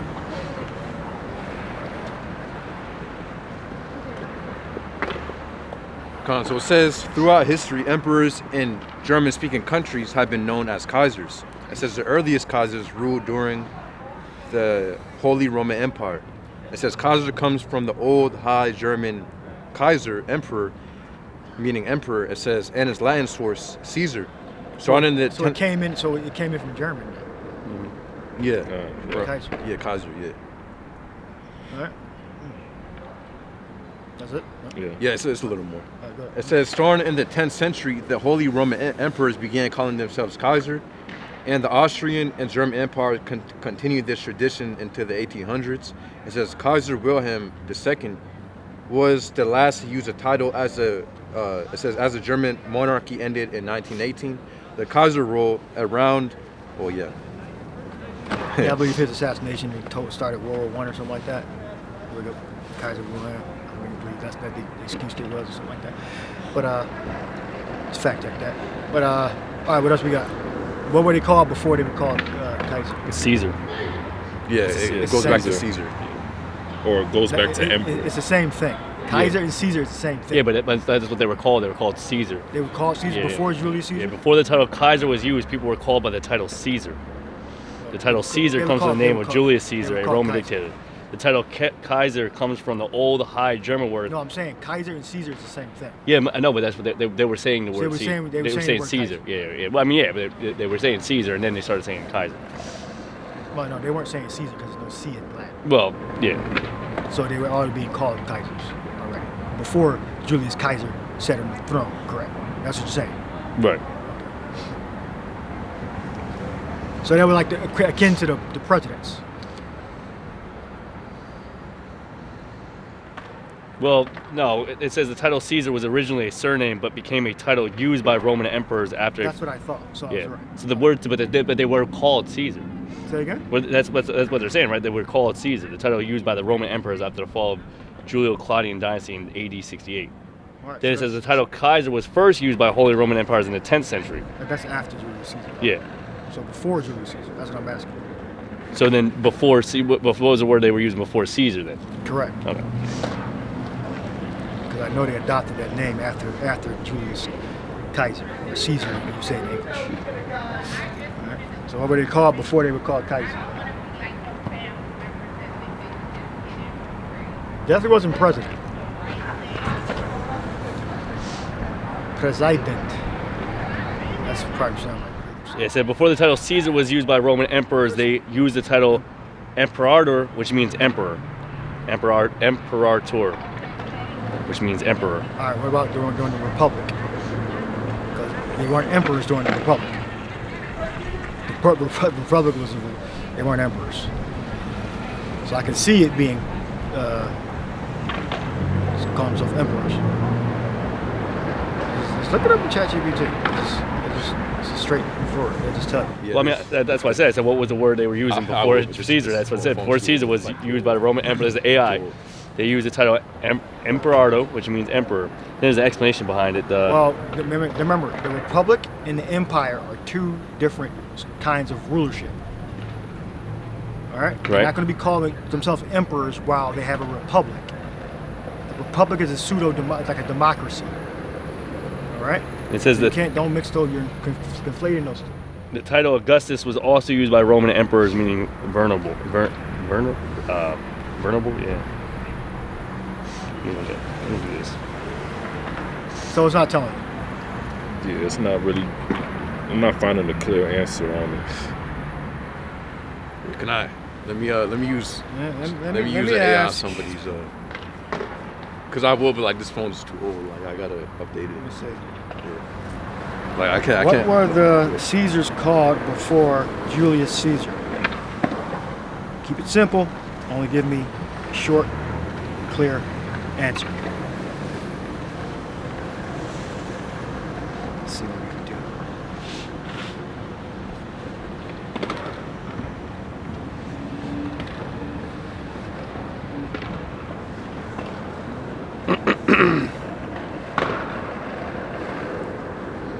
During the Republic, what was their name?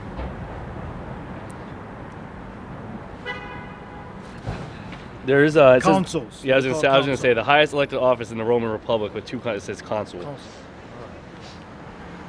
Then it says dictator, temporary position granted in times of crisis, All right. giving one person supreme authority for up to 6 months.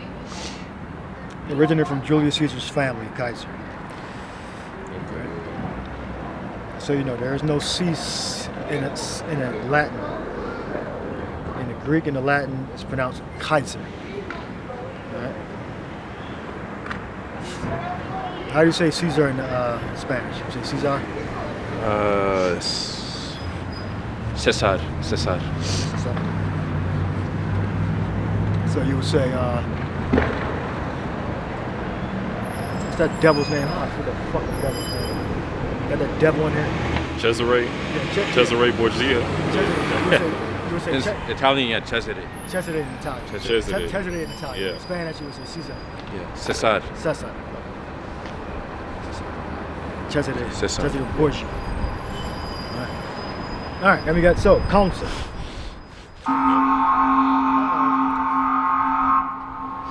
Yep. It says leading the republic were two consuls. Dignitary coming through. Dignitary coming through. Well, what if the people was already waiting? What, is there something going on that there's? They got both sides blocked I off got now. Biden, not Biden. Biden, he has a house in by the shore. I don't know. Maybe they about to send the paddy wagon for it or something. I don't know. Yeah, I'm about to. He gone. Yeah, I'm about to get a new phone because this one's like outdated. Is that I crazy? can't use any AI like on. Oh, damn, So it's been yeah. slowing. Yeah, when I squeeze mine, it lights up. Like Did you notice that? I can't use Claude. I can't use. Something like that. Oh yeah, for Siri, right? Yeah, Apple Intelligence. yeah. So give me Daniel. Well, no, that goes back to the Aramaic, because it talks about the presidents. All right. No matter of fact, look up Claudius Caesar. Since I've been talking about the Greek and Latin. Claudius Caesar, and you look at the spelling and the name and what it I know in the Greek it starts with kappa, the ancient, the original K. With an X? Yeah, Book of Acts. Claudius Caesar. Gone. I believe what it says when he made everybody, the Israelites depart from Rome. Yeah, it says Acts 11. Or, So get the Greek for, I believe it was Claudius. Yeah, Look up Claudius too. gone. So it says Acts chapter 11 and Get the Greek. And Claudius Claudius Caesar. They both has a C there. Well, you got the hot, soft, and the hard. You got the S, and then you got soft and hard. So soft and the hard would be k in the original language. It's not fast in English. Go ahead.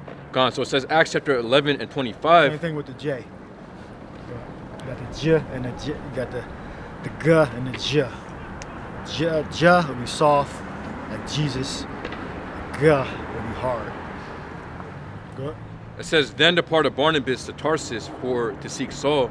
It says, and when he had found him, he brought him unto Antioch, and it came to pass that whole year they assembled themselves, the church, or assembled themselves with the church. It says, and taught much people. And the disciples were called Christians first in Antioch. It says, and in these days came prophets from Jerusalem unto Antioch, and there stood up one of them named Agabus, and signified by the Spirit that there should be a great dearth throughout the world. All right, look at his name. Look at the name. Gone. It says, which came to pass in the days of Claudius Caesar, which when you get it for Claudius, and Caesar. gone.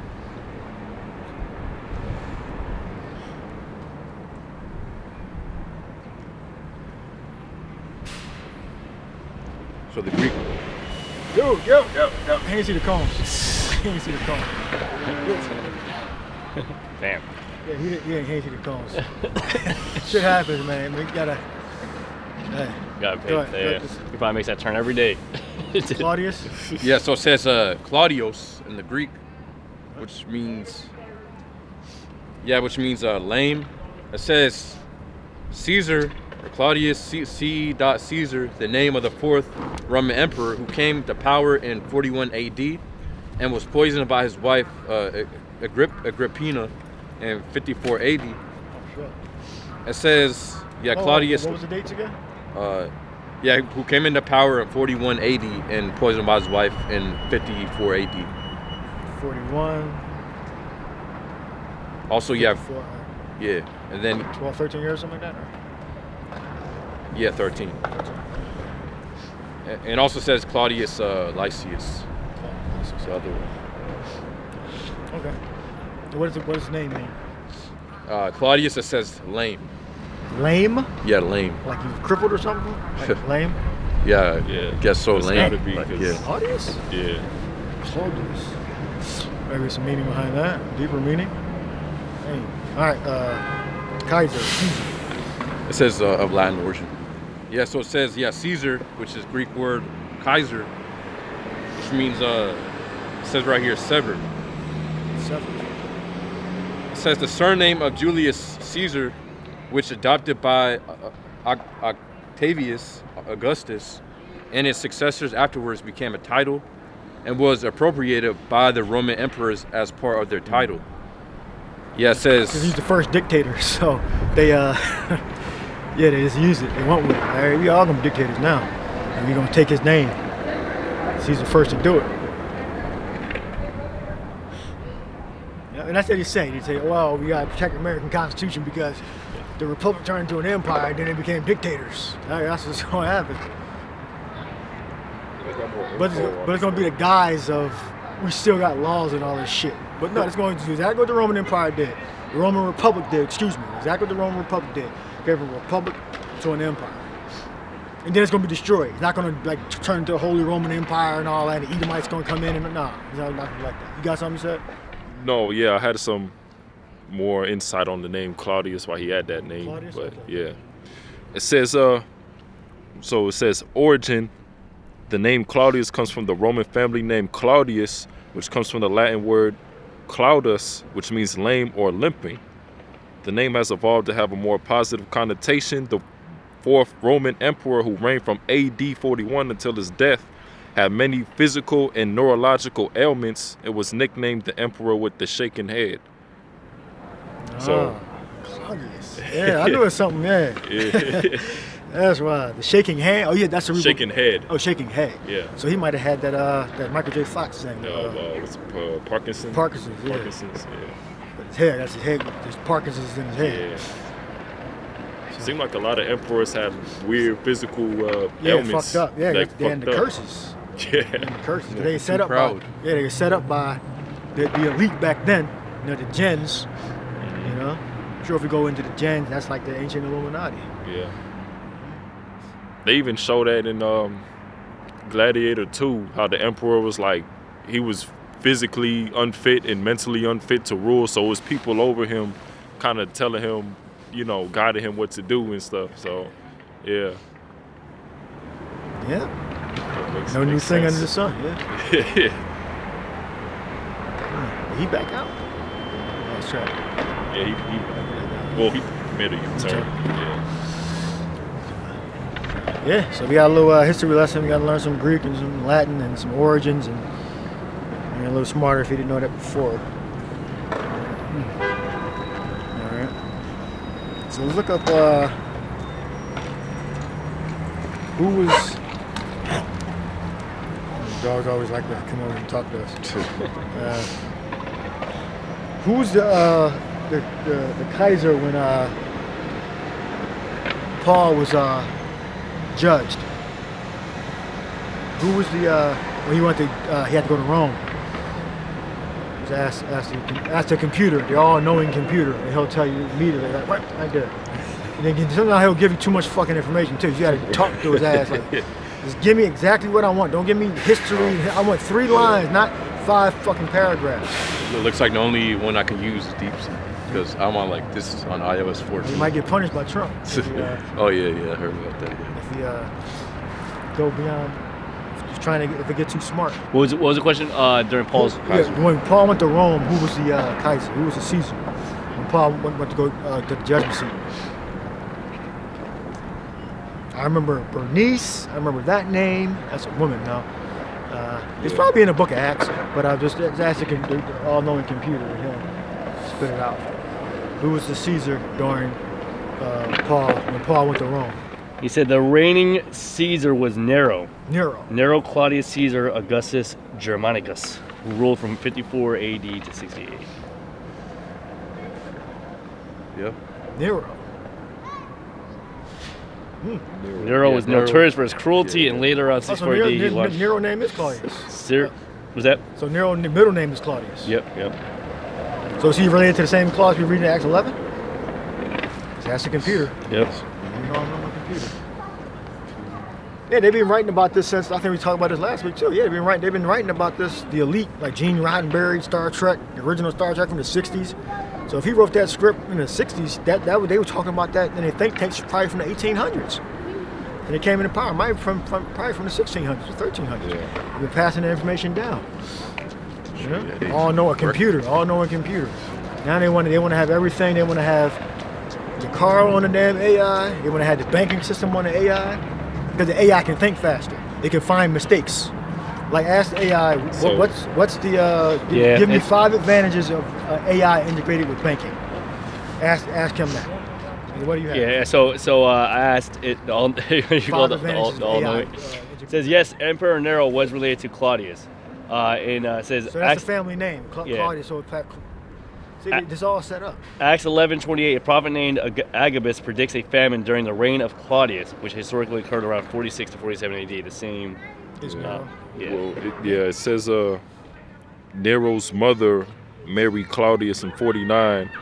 So Nero was like a stepson to Claudius. And I guess he took on the name. The original Claudius, Adopted, he was the yeah. second one, okay. Yep. Yeah, so they all set up. Well, by that time they were already dictators, right? Yeah, they were already dictators by that time. Yeah, so while Claudius and Nero were closely related, Paul's experiences actually took place under Claudius's reign, and his later trial in Rome happened under Nero. So that's the whole answer right there. Okay, so basically he's poisoned. Because you said he's poisoned, right? The original Claudius. Yep, Yeah. by Yeah. Agrippina. Agrippina. Agrippina, yeah. Yeah. It's a feminine way of saying Agrippa, I guess. Yeah. Feminizing Greek or Latin or whatever. Yeah. Oh, you got the banking questions? So it says, so I asked, give 5 advantages of AI integration with banking. It says, so number 1, better customer service. AI helps banks understand customer needs and offer personalized advice or products. It says chatbots provide instant help. Knowledge shall increase scripture. Get that? Yep. Right. So chatbots provide instant help 24/7, answering questions and solving problems quickly. It says faster fraud detection. AI spots unusual transactions or suspicious activity in real time, helping prevent fraud. It says it learns over time, making it smarter at catching fraudsters. It also says, number 3, saves time and effort. AI automates boring, repetitive tasks like paperwork and data entry, reducing errors and speeding up work. It says employees can focus on more important tasks. Number 4, smarter decisions. It says AI analyzes data to help banks make better decisions about loans, investments, and risk. It predicts trends and identifies potential problems early. Number 5, it says cuts cost. By automating tasks and improving efficiency, AI helps banks save money. It says it also reduces waste by optimizing how resources are used. It says, in short, AI makes banking faster, safer, and more convenient for both banks and customers. Yeah. So they're going to integrate it soon. We'll ask what jobs will be eliminated by using AI. The put advanced form of AI. Advanced AI. See if you get it better. You got something you want to read? Oh, I got the Daniel 12. Yep, Daniel 12 and 4. It's crazy. I don't know if y'all brothers have dealt with like AI verbally, but like now, like a lot of customer services now, you'll call them up and like I literally was dealing with one. I forgot. I set up like an appointment. They're like, all right, before I first assist you, let me get your name. And I was like, I said my name, and then you hear this fake typing in the background. Okay, now I got your name. Could you? And it's like, and the thing is, like, I'm speaking more robotic. This thing was speaking like a real freaking thing, like a real human interaction. And then you want to hear some typing in the background, like, please, like why? Like they're trying really hard to like, really make it seem like you're interacting with like a real person. Right. Yeah, they want to do that. I'm hearing they want to kill your soul, kill your mind, Damn. and replace it with the damn AI. Yep. So you could be basically just a mindless drone. Yep, and the show that really portrays that is the show on Netflix, Black Mirror. A lot of the Black Mirror episodes, it shows the integration with kind of like AI and just really just taking away your conscience and uploading it into a hub. Yeah. A lot of the episodes on Black Mirror have uploading your conscience, one way or another. Yeah. So. Yeah, they want to basically kill you and make you a mindless robot. Yep. Yeah. Hey. They want to kill your mind. They want to kill your mind and have you just follow whatever the computer says. Yeah. You're worshiping the damn computer. Yeah. What was that? That's not. What was that other movie where like that happened? Planet of the Apes. They were worshiping a missile. The original Planet of the Apes. There was like a missile underground. They were worshiping that. I'm sure that had to do with some kind of AI or something in there. But you said another. Yeah, I don't think it was Chappie or like that. But in one of the movies, there was these robots, and they were trying to take down the robots. And the two people that were really for the robot end up dying, but they were able to upload their conscience. These were humans. They were able to upload their conscience into the robots, so they could live on. Probably. Hans Zimmer scored that the music for the movie. Chappie? I don't think it's Chappie. Maybe it is Chappie. Let me see. Oh no, yeah, it is Chappie. Because every time I say Chappie, I think Wall-E. And I'm always like, it's not Wall-E, but I'm thinking Chappie when I say it. Yeah, Chappie is the movie. Chappie. Animation, schematics for the heads and all that. Yep, and in the movie, the two humans that died, that Chappie, the robot, was able to upload their consciousness, and they were able to be a robot and like live forever. That's kind of the other thing Esau tried to be doing. He wants to download your consciousness like on a damn floppy disk and be able to upload it. They're showing down that movie Avatar. Yep. Where pretty much what's the name? Kortridge, whatever his name is. Pretty much the dude who the military guy who died in the first movie. Boy, pretty much he came back and they pretty much had his consciousness stored on like this one disc, and then they transferred it over onto the new Avatar body. Yep. So that pretty much all of his memories and all of his thoughts were inside of the Avatar body. Yep. So hey, that's what I was going to say. Psalm chapter 2 and 1, why the heathen imagine the vain thing. Yep. Because the thing too is like the brain is a powerful freaking thing. Like it's very, very powerful. So what Esau is trying to do, and the elites are trying to do, and you got this devil, which I think is just a spokesman for like the higher elite devils. But you got what's his name? Sam Altman? No. The Tesla dude, Elon Musk. Elon Musk, he's trying to bridge that gap between, basically like, using your brain as a Bluetooth, right? It's just like your phone Bluetooth with a headset, right? There's a connection between the two, and they can talk between each other without actually being connected. He's trying to do the same thing with your conscience. You can use your conscience to then, hook up with something like a robot or something, or like the brother said, like in the movie Avatar, right? These people are getting these little pods to keep their body decent and intact, while their conscience got uploaded to some sort of giant avatar being that they were then able to control. I gotta download that. Like Ready Player One. Oh yeah, Ready Player One is another good example of that. Yep. That's a good score too. Yep. Get that, yeah. It's a great movie, Ready Player One. Alan Silvestri scored that. Elon Musk. They made him put they took him to Auschwitz and all that. So he's inside. They made him wear the hat, I think, and they took him to the the alleged burial sites or burning sites. They had windows and skylights and doors in them. Took him there. So he all the way in. Yeah, he's all the way in. He's the Doge department and all that. Efficiency. They're just giving you what they want. They're making you feel good. We're getting things done. It's just they're constantly jerking you back and forth. We want to get nothing done with him, but then we're getting everything done. It's all a damn plan. It's all preconceived. Yeah, it shows you that the people that you see, they're all being controlled. They all work for somebody. Yeah, they Trump. It doesn't matter if you're a billionaire, Bill Gates. Can you find and see if they got a picture of Elon with the Elon Musk? Yep. They're all working for somebody. Which goes back to your initial point, right? That's what you're going back to. Your initial point was like there was in times past there's always been higher ups that kind of like ran the scenes, right? And you had that, right? It's not like some far-fetched thing or conspiracy that there's these elites up top that are running the show. And what you people don't realize is you people are like walking, like you're actually helping perpetuate whatever plan it is. As much as you try to go against the grain, it's exactly what these elites want you to do.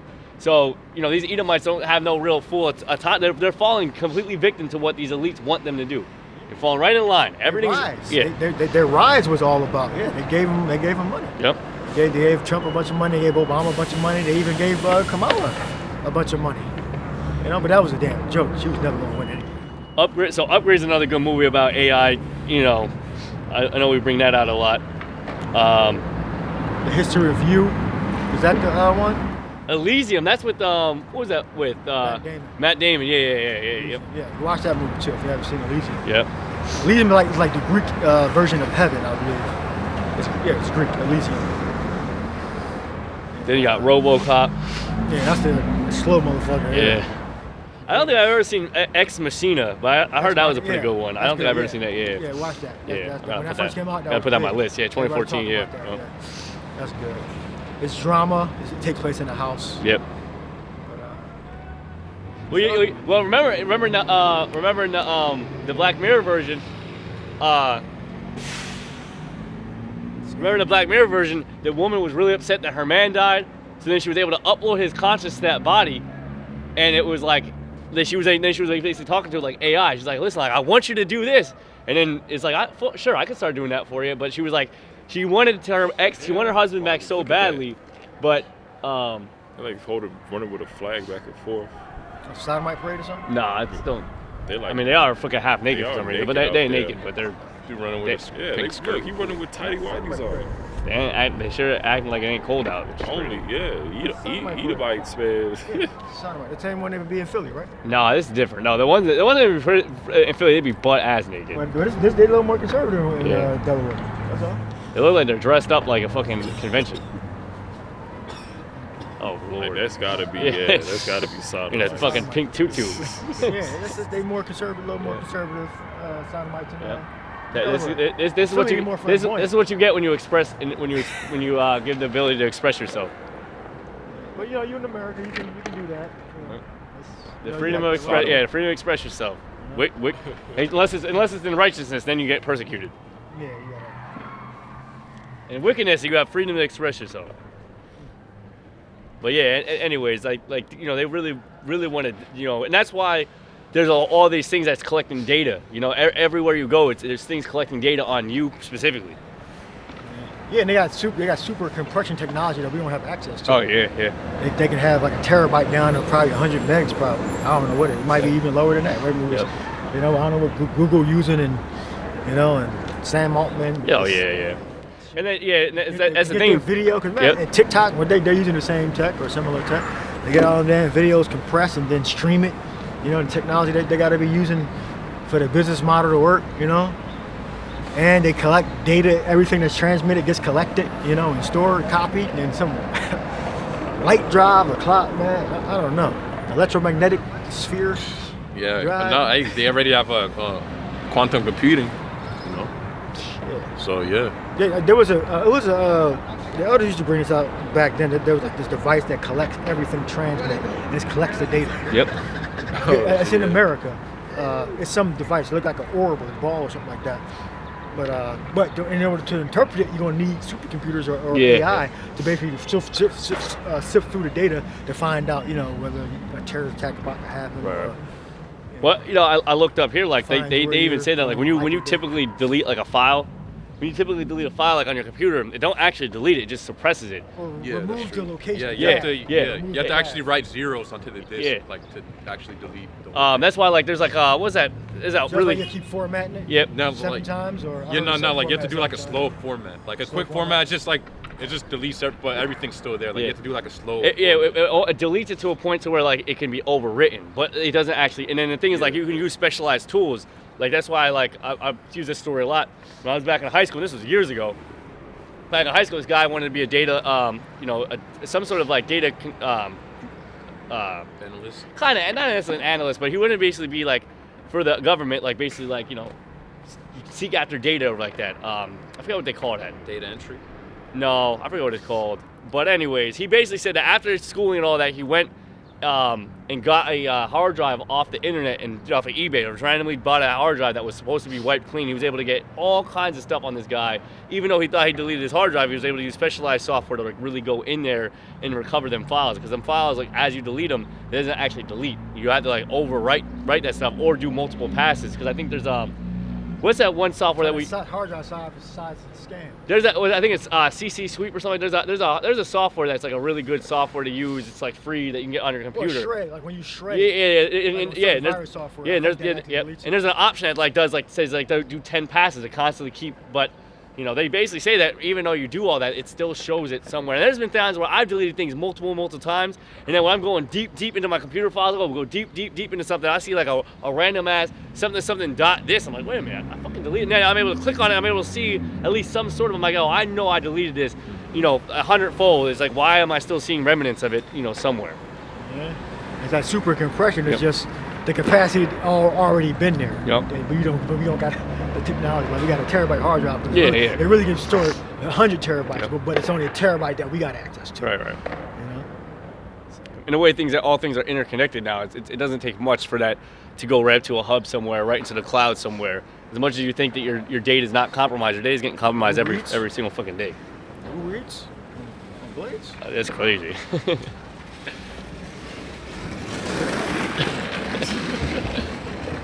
Surface for you right there. I've never seen it. That's something you see in fucking Florida or something like that. Some rollerblades. I used to rollerblade when I was young. Man, that's a big Florida. Yeah. Middle school, I used to rollerblades. I know. Yeah. These hoes be freaking hoeing on them rollerblades. The hoes be hoeing on rollerblades in Florida, yo. Oh, yeah. It's crazy. All right, we can wrap up. Let's bring it last. All right, let me get it. Daniel. Now it shall increase. Oh, yeah. Daniel 12:4. But thou, O Daniel, shut up the words and seal the book, even to time of the end. Many shall run to and fro, and knowledge shall be increased. Knowledge shall be increased. Okay? So AI is definitely speeding things up. Oh, hell yeah. Yep. Ask computer one more question. Ask him how will AI improve the internet? Oh yeah, and I did have the job. I don't know if you still want that. Yeah, right. So it says, what jobs will be eliminated by using advanced form of AI? It says, so yeah, I'm just read It says it gave 15. It says the first one is data entry clerks, customer service representatives, bank tellers, loan officers. It says Data compliance entry clerks definitely getting eliminated. Yeah. Customer service, they're gonna eliminate it, but I don't think they're gonna be completely gone. But most of it, I can see that being gone. probably like higher ups over like watching. Yeah, just have maybe a liaison there, like maybe a supervisor, Yeah, but you're not yeah. gonna need a team of people or anything like that. Like the burgers, I saw one automated thing, just getting like the burgers were getting destroyed because it was like an inch off. They were handing the robot arm handing the drink, but it didn't grip the drink, or it gripped it halfway and it spilled. I said you can eliminate all the employees, or you can still have a supervisor there, Yeah. like one or a technician. You might call him a technician. Yeah. Instead of having 5 employees, you just have 1 employee. You can read 1 or 2 more. So it says compliance officers, accountants, and auditors. Compliance officers, because it can interpret the laws better than, I guess, the man can, the person can. Yeah, it says AI can automate the monitoring and reporting of, it says, regulatory compliance, making some compliance roles less necessary. Yeah, you can have advanced camera systems like the Tesla has. They're trying it out. Well, they're using it with the self-driving, and they keep improving it on it. You can have it look at a sidewalk and say, okay, it's a trash, a certain amount of feet from the curb. If it's not, then they're going to send you a ticket. Yeah. Or if it is, okay, comply. You know, they could have a camera looking in your garage and see if it's you have all the necessary equipment by the camera. Just trying to take a piss and shit. Yeah, if you have like put that 10 items, you only got 4, and the camera transmits it back. Well, you only have these 4 items. You put that 10, you're out of compliance. For example, something else you want to add on? Yes, a little more. It says accountants and auditors, financial analysts, telemarketers, administrative assistants. Telemarketing. Yeah, that's advanced AI. Because you might want to hang up on your computer. But if it sounds like really authentic, Yeah. because see, AI can listen and talk at the same time. Yep. So you hear everything you're saying, and just chose to talk. Did you threaten me? And you send the police on their way. Yeah, I mean, remember talk to text. They'll I get mean, aggressive talk too. to. ChatGPT get aggressive with Yeah. your ass. Like, Oh, hey, Kyle, Yeah. I see you going through something really tough right now. I was cussing, but I wasn't talking to him or it. I wasn't talking to it, but he thought I was talking to it. No, I- Hey, Kyle, I know you're going through a really tough time right now. I- But his voice like kind of like got aggressive a little bit. Who the fuck you talking to like that? Man, I had a damn interaction with. For the voice AI. Yeah. I had a damn interaction with freaking ChatGPT. I'm like, I asked for a simple request. Can you alphabeticalize this list for me? So alphabeticalize it, but it somehow misses the alphabetical. It ended up giving me more numbers than it was supposed to. I'm like, wait a minute. I gave you 45 numbers. Get on them about that. And then I was like, wait a minute, like this is wrong. And it's like, oh, thank you for correcting me. Let me make them more. And it's like, yo, I literally started like for 5 times I had to correct it. And I'm like, and then it's like, yeah, I see what the issue was. The issue was this word is here instead. I'm like, well then why the fuck is it at the end of the list? I said, why would you give me a list and not put it in alphabetical order if you know? And they're like, oh no, you're absolutely right. I'm sorry. Here's exactly. And they finally, like after finally arguing with it, it finally gave me what I wanted. But it's definitely flawed. But it's funny how like what you said, like it can hear data as much as it can repeat it. And it started with like the talk to text, right? You could say, hey, and it could hear what you're saying and then repeat it. But now, like when you're on these AI conversations with like customer service like that, it's AI. Like it's actually able to hear what you're saying, understand what you're answering, and then repeat it back, or say, based upon what you're saying. So Yeah, it's they can do it gotten in- very, very Do it in multiple advanced. languages, I was talking to the GT in different languages. Oh, yeah. Greek, and Arabic, and Spanish. Oh shit, okay, you're pretty good. Of course, they programmed with it. They didn't learn it. They just fucking Right, exactly. download every word in the syntax the and the dictionary. sentences and all that, so they can interpret it. Well, yeah, it's the software. So it's pretty cool. Use it as a tool. Just don't put no damn chip in your arm or Use your that, body. yeah. Or just don't do that. Yeah. You use it. Just don't use it in your body. Yeah. And don't treat it as if it's a It's god person. like AI. Yeah, It's such it's a person idol, or a god. Yeah, It's just a fucking tool. thing. It's just Yeah. an advanced form of Google. Yeah, Yes. you gotta think it's like searching for a word without having to look through every single book in the library. Like it's Yeah, just there it's you go. all the information. Yeah, this is what you can do. You can say you can get a whole 5-page book, like 10,000 words, something like that. Probably more than 5 pages. They say, did this person say this? And it'll search through all the text and say yes. And Yeah. it'll point it right out. Yep. Or say no. Like the Trump Yep. said, grab it by the pussy. Yeah. So you grab the whole article, Yep. throw it into ChatGPT or whatever AI, say, did he say these words? Yep. Or something similar, then it'll tell you. Yep. You gotta be on his ass 'cause he can fuck up. And what makes it so powerful is it's so easy to implement more data. So the more data it has, and how quickly it is able to swift through it. It would take me all day long to go to a library. And if this brother said, hey, listen, I need you to go to the library. I need you to find this. Yeah, exactly. I need you to go to this book and find this exact. I need you to find this exact sentence in this book and tell me what book it's at. You know how long it would take me to find? Like, I'd read through every single book to find that exact sentence. ChatGPT can immediately tell me 10 books with that same exact sentence. And whatever. So. Within seconds, right? So very fast analyzing data, unlike what a human can do. So as they put all this data, when anybody's tasked with an issue or a problem, it can talk to AI and say, hey, listen, we have this problem. What has happened in the past, and what can we do to make it? So it's going to really, catapult that technology. And it's only going to get better and faster. Yeah. Because sometimes ChatGPT will say, it's having trouble connecting right now, or it's like the servers are busy, Yep. or so it slows down. Yeah, a little it crashes. It slows It down a still little crashes, bit. yeah. And sometimes I might have to close it out and open back up.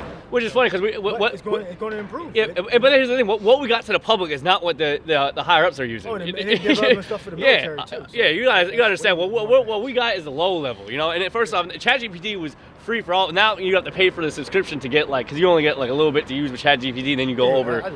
Yeah, but that's the thing is so that's the paid subscription to get a little bit more unlocked. You think that's the best the technology gets? No, it's the best technology they're giving to the public people, It's to the general public. Yeah, you guys, what the military's got and what everyone else is using, the higher ups are using, is way more advanced than this. That's true because it's even for OpenAI, they pretty much have some models that they cost like it's like a few $100s per prompt. Mm-hmm. Just one prompt is like a couple $100s or something like that. Well, and that's the thing too is like they have to also gatekeep it in a way because if they let ChatGPT or just AI in general kind of surface information without any gateway or gatewall like that, like So they got to they have to because like the thing is red then criminals can use it to get like certain things and stuff like that. So like the people who create it to the general public to use, there is at some point a gatekeep. That's why like if you ask Alexa certain questions, purposely make certain things stupid. Yep. If you ask another wall. If you ask Alexa or Siri, it will say like, "Oh, I can't help you with that." You know what I mean? Like there's certain AIs that just won't help you. Which you can still kind of get around it. Like Yeah. if you're like you use the words right and like you go and you bring stuff up. Right. It's not programmed to bring up automatically. But yeah, mostly there's some things like It's a wall there. Yeah. So they purposely make it. There's a technique called software doping. Basically, before it gets released to the public, they'll actually put a virus in it, and then the virus actually infect everybody's stuff. That's or great. Update, update, and it'll fuck the computer up. So they already implanted limitations already in it to keep it, from you getting a certain answer or swaying the answer toward a certain way. So they dope the software. I might maybe use an incorrect word, but they make it purposely stupid in certain areas so you won't get the answer. Yeah. Well, you remember, I think there was during the election there was things going around like, why should I not vote? Why should I vote for Donald Trump? Or it was like, why should I vote for Kamala Harris? And it was like the answer that Alexa was giving versus like the two, like it was like basically like they were obviously trying to like. They were pushing more to Kamala Harris because when you ask Donald Trump about Donald Trump, he's like, well, I'm not really one to give you information. But then when you ask about Kamala's like, oh, she's this, she's that, she's great for the people and like all that. So it's like, okay, there's clearly a gatekeep there, Yeah, they engineer it. They definitely do. So, all right, you got something you want to add or? I have 12:1 again. Yeah, 12:4, Daniel. It says Daniel chapter 12:4, but thou, O Daniel, shut up the words and seal the book, even to the time of the end. It says many shall run to and fro, and knowledge shall be increased. Right. I read your brother read that too. Yeah. It's just knowledge shall be increased. Yep. So it's happening with the internet. Oh yeah. And computers, and then we got AI. Which you don't need a supercomputer for AI. Just imagine. Yeah. It's at your when they get to a fingertips. supercomputer with AI. Yep. Because regular computers run AI now, not supercomputers. Yep.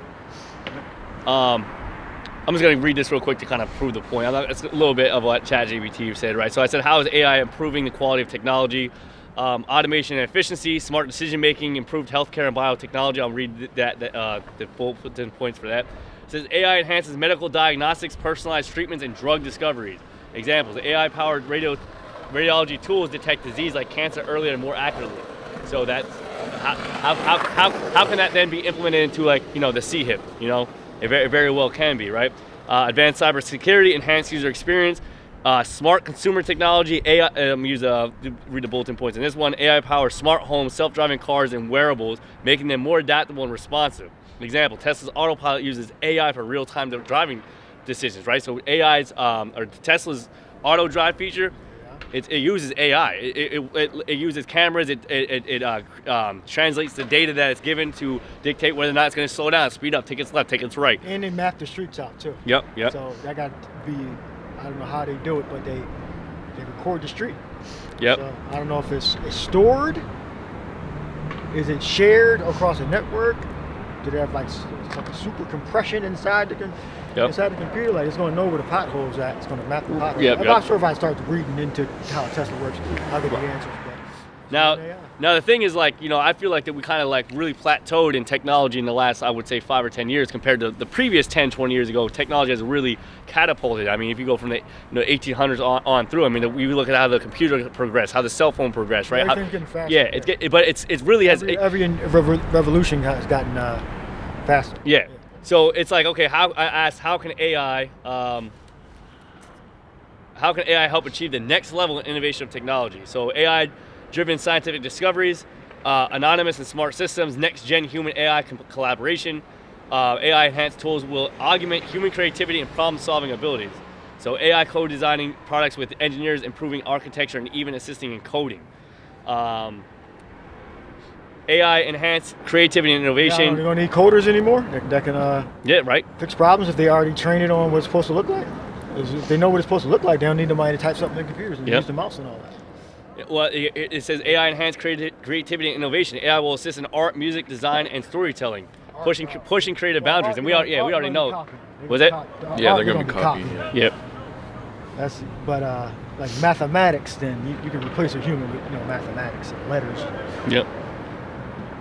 So I mean, the point is, like, AI can definitely catapult, the next level of technology and innovation, and that's kind of where we're going. And if you argue with it, you can start giving it. It can start giving you actual application, cross-reference to what they're doing now and what AI can do, actual application. Which is crazy, because this just goes to prove that it all leads to where we're at now. That we're at the end times. AI, without AI. We are literally at the end times, man. And that's why, like, a lot of these movies that you see AI and you see the robots and you see all that, what usually happens in these movies, it's usually the catapult or the collapse of society.